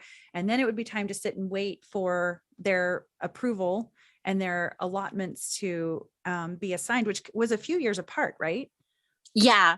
So like technically you could have like done your interview very like early on. So you could have like done it in 1900, but the rolls weren't officially closed until like 1903. And it's like only when they're closed then that you can parcel out the allotments to people. Okay. So even then, what's always been surprising to me is the removal happened starting like the 1832. Well, I think there's one more early one before that, but either way. Yeah, So, 1831 is the first one. oh, 1831.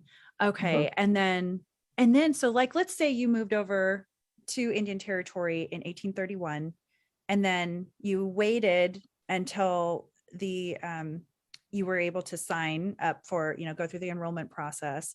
And then by sometime after 1903 or so was when that would happen. So that was like a long time. That was like a long time later, right? I mean, were people still alive that had originally come over?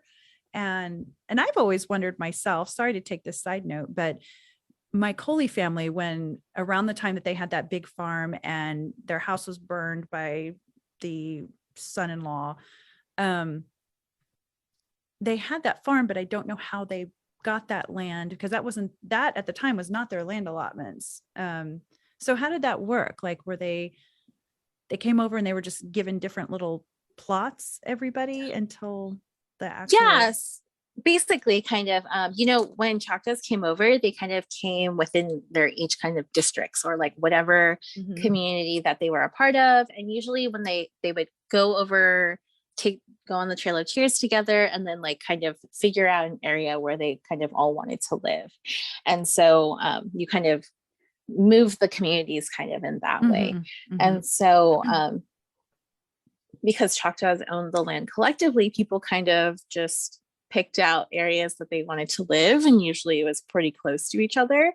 Mhm. Um, but you basically could only kind of claim whatever you could reasonably manage yourself. Like you couldn't just like own acres and acres of land that you do nothing with, but like you had to show that you were actively like improving the land, that you were like building upon it, that you were farming on it, to kind of be like, okay, that makes sense. Like you worked that kind of area, so that's kind of the parcel that you kind of had. And so people just kind of lived on their parcels kind of this way, Okay. but there was Okay. no really kind of rigid, this is from this fence line to this fence line is my kind of land. It's really Yeah. like what Yeah. you actually did something with, something much more sustainable, you Yeah. you keep to your kind of self.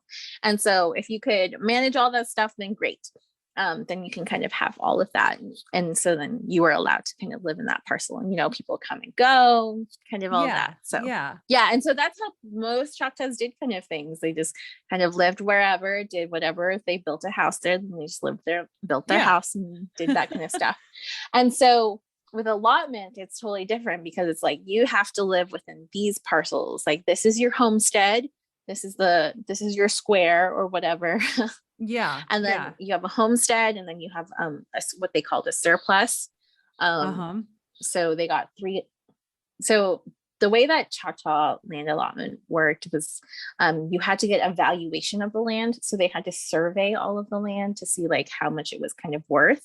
And Mm. so then they divided it by the number of Choctaws that there were. And they're like, oh, okay, so the average value of the land or is about this many acres. And so whatever parcel of land, whatever its valuation is, has to be equivalent to 320 acres. So actually, so it's not that everyone got 320 acres. Mhm. It's like the value was the same as that. So you could have like Oh. smaller allotments of land. So you could say like if you got 70 acres of land, it was still worth the worth of the land itself was worth Gotcha. So it's 320 like acres. really easily farmable, or it has water Yeah, running through it, or. exactly. Oh, So like that's so smart. Okay. if it had like minerals kind of with it, or if it was like really bad farmland, so you could have like 600 acres of really bad farmland, because that's like the equivalent of 320. And I think some people sometimes get mixed up about that, because it is kind of Yes. complicated. Yes. Because like you can't ensure the same quality of land, it's so Mhm. different across the landscape. And so that was the way that they kind of factor that in. So interesting. And one of your focuses again is on land, right? In your studies. Mm-hmm. So lots of interesting stuff there. Is there anything else you want to share about how all that worked, or anything about the Choctaw land? Or I think that's fascinating. I think that's that's kind of the gist of that. Okay. just going real quick to basically recap the recent agreements. So the Atoka Agreement outlined the procedure for how the Choctaw and Chickasaw lands would be allotted. And we talked about the Atoka Agreement and the Curtis Act in the August article. So those two are related a bit. Components of the Atoka Agreement were then integrated into federal legislation called the Curtis Act and extension of the 1887 General Allotment Act, from which the civilized tribe, the 5 tribes, were originally excluded. And then quickly after the agreement's approval, the U.S. Dawes Commission began taking applications to enroll Choctaws. Now, that whole piece of information that you included in that article was eye-opening to me, because I was always like, wait, what goes with what, where, why? So that really helped open my eyes. So listeners, if you need to soak that in, just push pause for a minute. And so who were these people, though, on the Dawes Commission that held the future of the livelihood of the Choctaw in their hands? I've always wondered.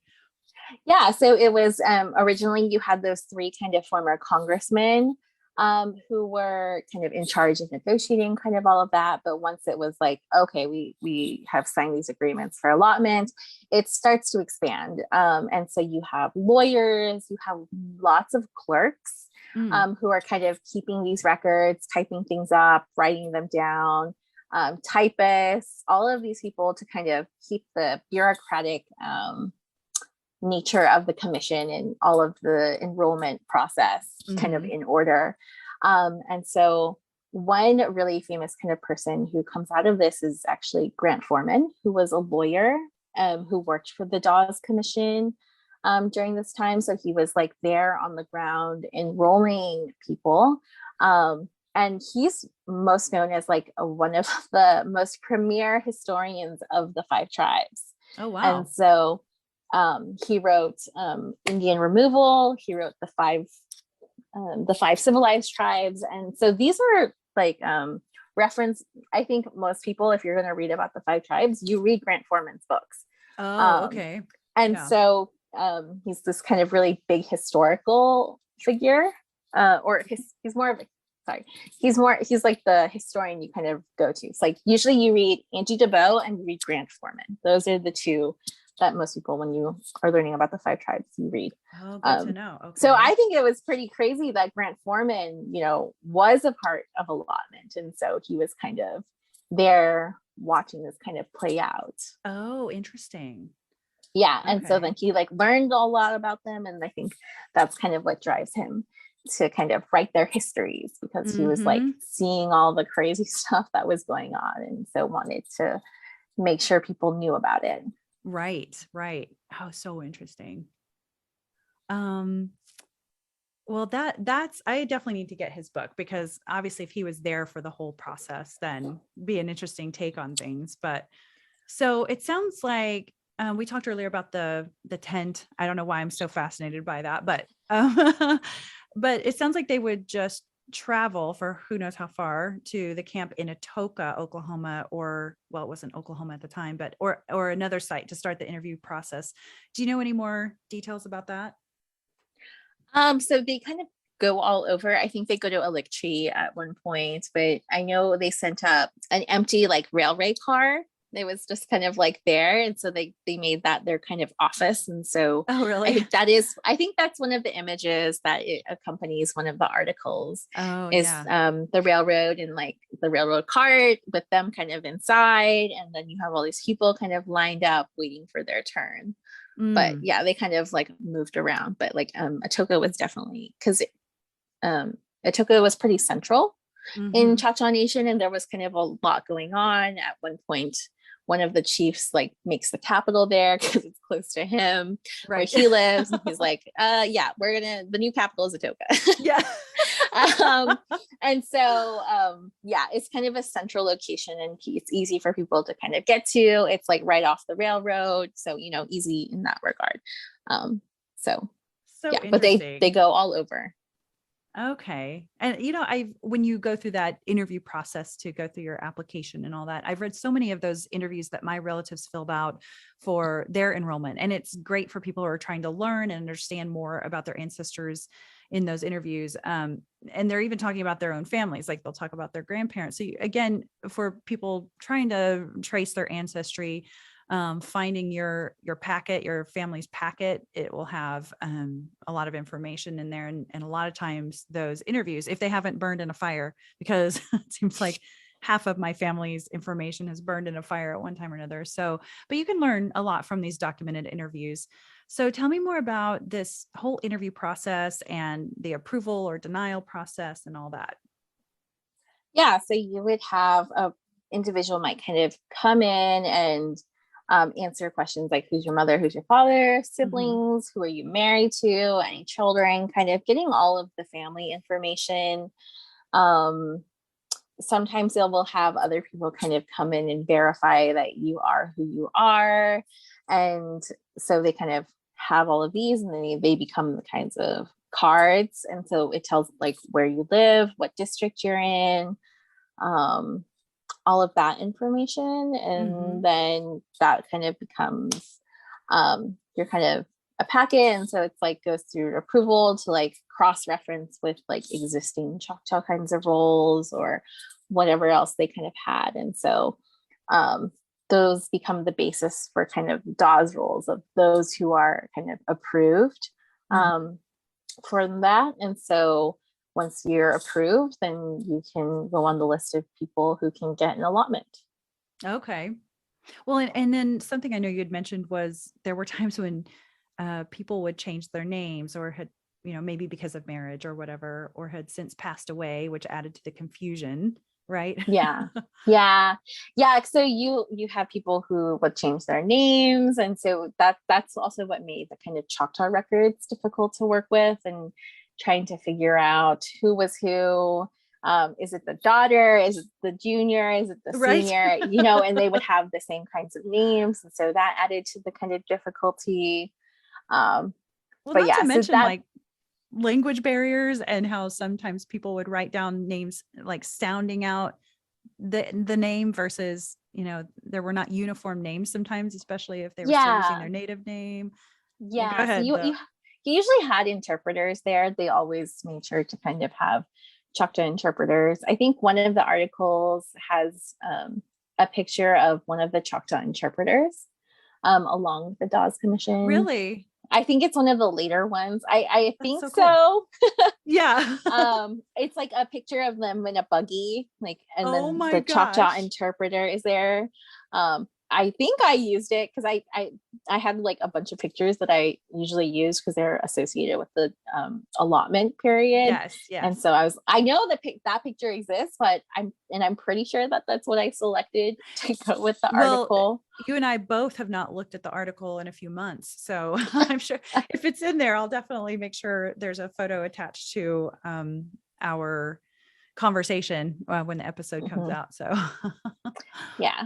And so then you have the kinds of Dawes roles. And so these are the same Dawes roles that Choctaw Nation uses today as the basis for membership. So, you can only be a member if you can trace your lineage back to someone who is on the Dawes rolls. Okay. Yep. And so they went through this interview process, which was to qualify or disqualify them for being granted their land allotments. But the land allotment process was so much more complex with the Choctaw and the Chickasaw. Why is that? So because, the Choctaws and Chickasaws were kind of combined. Oh, yeah, right. Together. And so the land had to be kind of allotted together. One of the things about Choctaws is like, because they had that provision in the 1830 treaty about Mississippi Choctaws, and no one else like leaves kind of people behind in the same way the Choctaws did. And so this is a kind of thing that the Dawes Commission has to kind of account for. And so they actually have to go to Mississippi to kind of do roles of people being like, if you want to come to Indian Territory and get an allotment, you can kind of do that, but you have to be on this roll and then you have to go make the move and then you'll get an allotment. And so the Dawes Commission gets sent out to Mississippi and they have a really difficult time kind of like tracking people down and getting these kinds of rolls. And this is kind of when they discovered that William Ward's records were horrible, Right. and they kind of realized the state of what he had kind of done, and he had not actually kept records the way that he was supposed to, as his job. Right. So they kind of realized that. And so this becomes, so that's why you kind of have a separate Mississippi Choctaw roll. It's kind of all of these people who like went to Mississippi and then came to Indian Territory, like in the 1900s. And so, at the Cultural Center, there is part of the removal exhibit focuses on the removal of Choctaws in the 1900s and how they're kind of brought over. And it's because they're trying to get on the rolls to get allotments. And so they come over much later. And this is kind of seen as one of the last removals for Choctaws. And if you go to the Cultural Center, you can read the kind of stories out of this. And so a lot of the people from Ardmore, actually, because that's kind of the train station that they would go to, I think. A lot of people who come from Ardmore are descendants of these Choctaws who came in the 1900s instead of the 1800s. Okay. So fascinating. Yeah. Also Mark Williams just made a film. He worked with our historic preservation department to make a film about this last removal. So he worked with Deanna and Misty in our department. And so you guys should check out that film.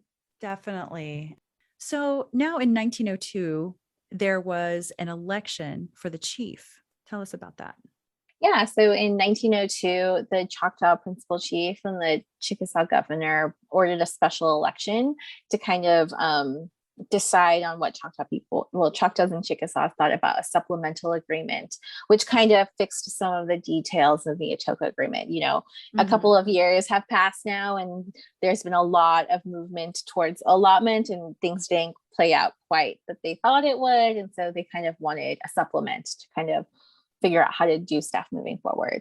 And so Choctaws actively debated this, sending out pamphlets and letters. And so people were kind of wanting to decide. And so they were also electing a chief that year. So there was a lot kind of moving parts. So the race was between Green McCurtain and Thomas H. Hunter, and eventually Green McCurtain wins. And so, Green McCurtain, he originally opposed allotment when he first kind of like started out as a politician, but he in the selection was really an advocate for allotment, and that's kind of why allotment happens. And so it's ultimately his signature that everyone sees on the allotment patents. So if you happen to have an allotment patent, it's signed by Green McCurtain. Okay. Yeah, his name is all over so much stuff. A lot of my family's records and all that. Very famous chief. I've been to his house out there too. And I mean, obviously it's dilapidated, and I think the land is owned by an oil company maybe, which is such a travesty. I wish we could figure out how to get that fixed up. Do you have funds that we could use to fix that up? Just like laying around. I wish there's so, if I had a lot of money, I would do so many things. Right? Oh my gosh, me too. Like saving all the things that are about to be dilapidated and just like caved in and done. It's terrible. Absolutely. The Dwight Indian Mission do you know about that place? I've heard of it. Yeah. Can you refresh my memory about it? Oh, no worries. So Dwight Indian Mission was a place where, believe it or not, I think it wasn't even a Choctaw school at the time. It was maybe a few other tribes, a school down there. It had moved over, I think, from Arkansas or something to Marble City, Oklahoma. And I was lucky because I actually went there, and I tell this in one of the previous episodes, but I went there, asked the director, I was like, I'll have some family with me and we would love to see Dwight Indian Mission because we know that there's a lot of history there. And he was like, oh yeah, come anytime. He was so nice. He showed us around, and there was this one building. There were some old buildings there, but most of them were newer. Because now where it used to be a Native school, now it's like a church camp. But one of the buildings they had just left intact, and it was super old, and it was like walking into a time warp because most everything was still there. It was all the old doorknobs and classrooms and stuff for when, our relatives and other natives were there at that school. At the time, I actually did not know that my relatives went there. I had heard that maybe my dad had said it one time, but that's all I knew. I had no information. I couldn't find anything on it. And so here we are walking around this big school building. It was amazing and just so intact for how it used to be. And at the very top floor was really neat because he said, we didn't even know that this auditorium was here on the third floor. I think it was the third floor. And he said, but one day we tore down these walls and we found the staircase or something that goes up to this auditorium. And it was just perfectly preserved. Like one day they just never came back again. But on the bottoms of the chairs are these cowboy hat holders. So there's like a wire round thing that holds your cowboy hat under your chair. And apparently the kids used to go in there and they would do anything from assembly to they would do plays in there and stuff. So he said that one of I won't say the family name, but it's basically one of the largest stores in the country, maybe in the world. One of the descendants of the original guy who built the company, they were going to actually restore, because she used to go to that camp, and they were going to restore that building. And I was like, oh, I hope that restoration means that they keep all this old stuff and just make sure it's not falling apart. Because, restoration sometimes means we're going to gut everything and put all these new windows in. So I was like, I'm glad I got to see it for the last time before this was going to be renovated. Well, then we get to so upsetting, it's like, don't do that. This is a piece of history, a huge piece of history. So later that night, we went back to Wayne, Oklahoma, which is where my family lives. Some of my family, the ones that still have our land allotments. And I was sitting with my aunts, and I was telling one of the aunts that did not come with us, I was like, oh, and it's so cool. She was like, wait, Dwight Indian Mission. She goes, I have a roster from there, like a copy of a roster, and it has our family members on it. And I was like, whoa, what? And so she went and got me a copy and made me a copy. And I was like, wait a minute, Sandra, we went there today and we had no idea we had family members that went there. I mean, we wondered, but since when have you had this roster? She was like, well, somewhere we found it in these archives. And the guide that had been there with us at Dwight Indian Mission, he had told us that all of their records had been sent to a museum. And he told me the name of the museum. I called the museum and they're like, we have no idea what you're talking about. So they were probably dumped at some point. And so I wouldn't have known if she hadn't many, many years ago found these records and made a copy. So the crazy thing is there's my great granddaddy, Uncle Edmund. There's a bunch of his brothers and sisters. So he was the brother, but he taught his brothers and sisters there.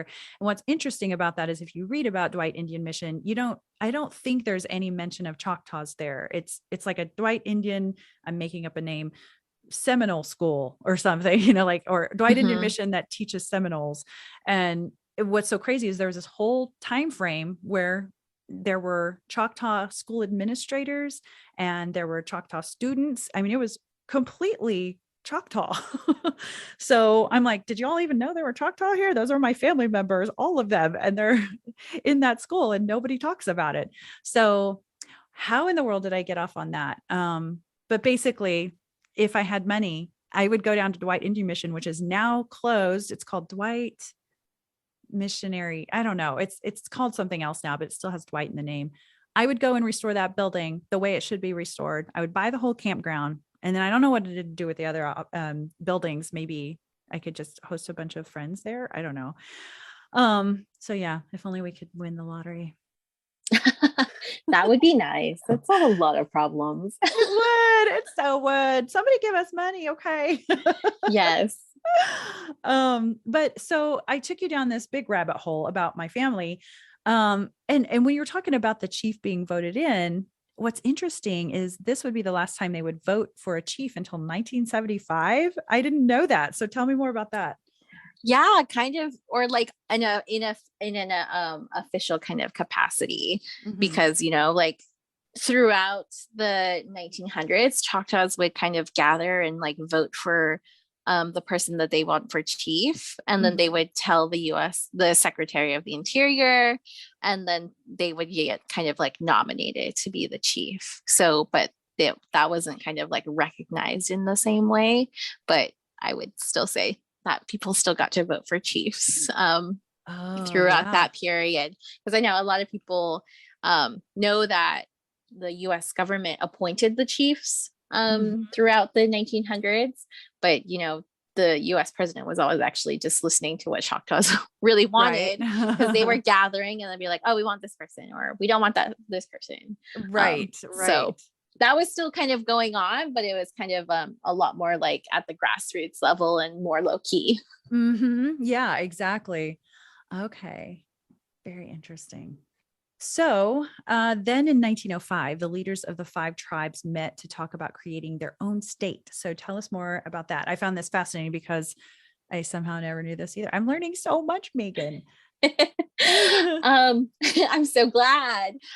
So in 1905, the leaders of the five tribes like meet together at a kind of constitutional convention, and they were trying to decide if they should be their own state. And so this is actually what they kind of know. They now call the state of Sequoia. This is kind of what they proposed. It would basically be an Indian-run state. They and so they kind of create a constitution, and they'll be so this would have made them a US state. So it's not like they would be a kind of like separate Indian state, but they would become a state within the United States. Okay. um, and so they would have been like the 46th state, and it kind of would have meant the disestablishment of all of the governments of the five tribes. And so like those governments would no longer kind of exist, and instead they would kind of govern together Hmm. in a so you'd have like representatives from each of the five tribes. And so it's not a confederacy of tribes, but um, just really kind of broken down. And I think a lot of people think of it usually as, oh, like it's a kind of confederacy in which all the tribes would still be kind of autonomous, but it Hmm. definitely was not. That's not what it was. Right. Um, and so so they kind of come up with this idea, and so they submit this as an idea to Congress, because Oklahoma Territory had already been kind of created, and they wanted to become their own state as well, and so they would have been so that those would have been two different kinds of states. Mm-hmm. And they submit the proposal to Congress. But then the president at the time was Theodore Roosevelt, and he was like kind of seeing what was going on. He's like, no, I don't want two states. I just want one new state. So, Oklahoma and Indian territories should be kind of combined as a single state. And so once Congress like heard that this is what Roosevelt wanted, they were like, okay, so we're not going to like admit you as a separate kind of territory. So you kind of have to come together. Oh, so obviously this never came to fruition. And it's interesting to think of what Oklahoma would have been like if it had instead been the state of Sequoia. Can you imagine? So what happened? Actually, oh, I was just gonna Oh, go say, ahead. Stacy Leeds, actually, she's a Cherokee lawyer and scholar.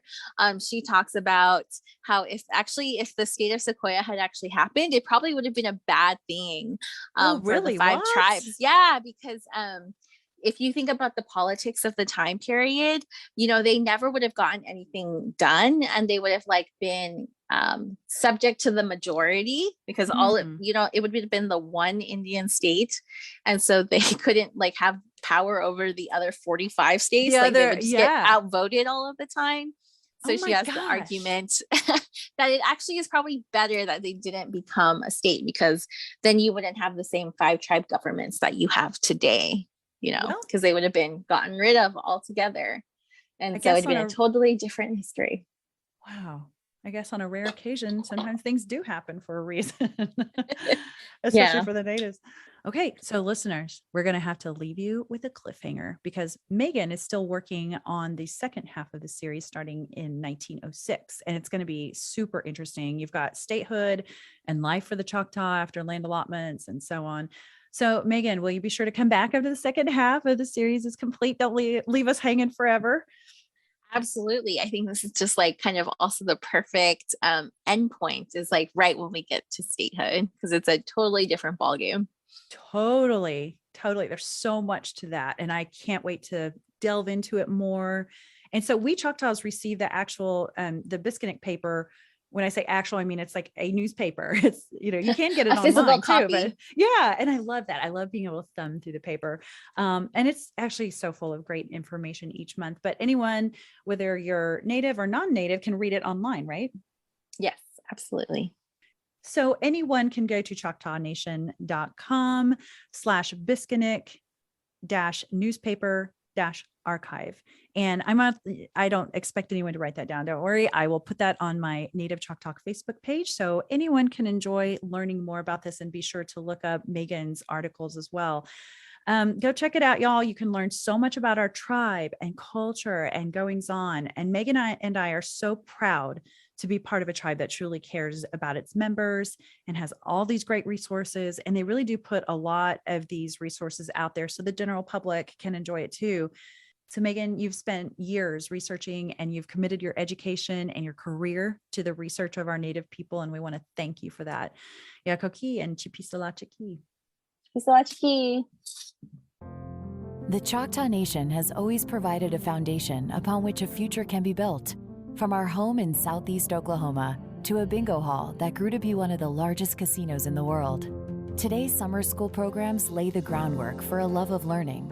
Small business programs support local economies. And with over 10,000 jobs created, Choctaw offers financial stability to tribal members and our neighbors. Together we build success, because together we're more. Thanks for listening to Native Chalk Talk. Be sure to join our community on Facebook, Instagram, Twitter, and LinkedIn. Simply search for Native Chalk Talk. That's Native, CHOCTALK. And check us out at nativechalktalk.com. Stay tuned for the next episode. You're going to love it. Yakoki. Thank you, my friends.